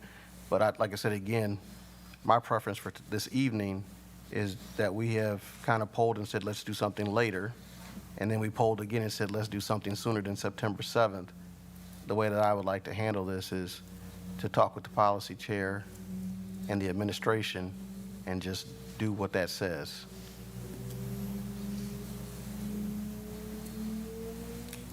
But we can poll the board again to figure out how do you want to address it, but I think that that's the best way to proceed. If I may, I think that's a really good idea. I think we don't have the information that we don't have right now. So it would be my preference if you would work with the policy committee chair and administration to determine what makes the most sense, whether it's convening an emergency policy committee meeting or if it's bringing it to the full board. And if you could just update the board and schedule that, I would be totally fine with that. Other board members want to weigh in, so I have an understanding of where you're at. I agree with what Vice President Miller said. I would hate to put most of the weight on you and the policy chair, but I would really like to get more information in the same breath, like for those kids I have the opportunity. So.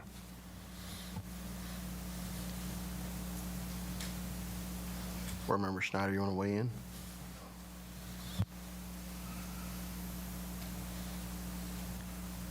I think it should go back to the policy committee meeting, to the policy committee.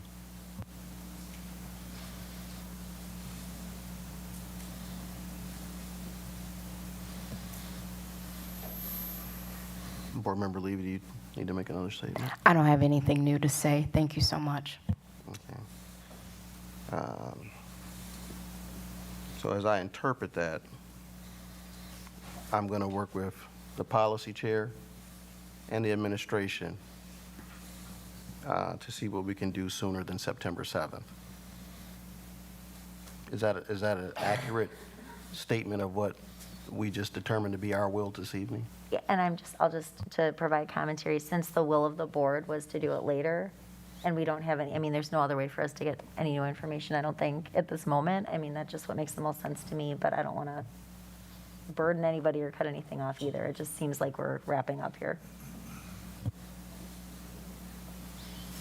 So just for clarity, having polled and saying later was where we were at, and then sooner than September 7th is where we're at. As the board president, I'm going to work with the policy chair and the administration to move this forward to the board sooner than September 7th. Okay? Thank you. I appreciate the time. Thank you. Thank you.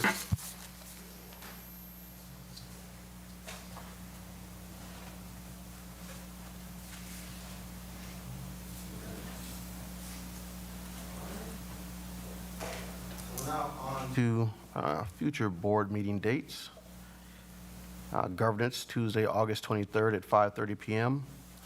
We have a special Human Resources Committee, Tuesday, August 23rd at 6:30 p.m., and that's because we're trying to get all of our hires in place to start the school year.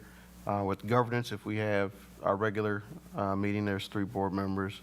And so, again, at 6:30, we'll need more board members to make a quorum for that special meeting. Business Operations and Finance, September 6th at 5:30 p.m. Human Resources, September 6th at 6:30 p.m. Regular board meeting, September 6th at 7 p.m.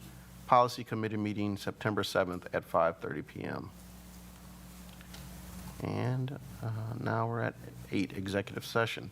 Motion may be made and a vote taken to convene the Board of Education in the closed session pursuant to Section 19.85, parentheses 1, parentheses C, relative to considering employment, promotion, compensation, or performance evaluation data of any public employee over which the governmental body has jurisdiction or exercises responsibility. And Section 19.85, parentheses 1, parentheses E, relative to deliberating or negotiating the purchasing of public properties, the investing of public funds, or conducting other specified public business whenever competitive or bargaining reasons require a closed session. Is there a motion? So moved. Second. Been moved by Board Member Miller and seconded by Board Member Schneider. Is there any discussion? Mr. Shope, can we have a roll call vote, please? Yes. Megan Miller, Aye. Joanne Winfield, Aye. Amy Levy, Aye. Spencer Anderson, Aye.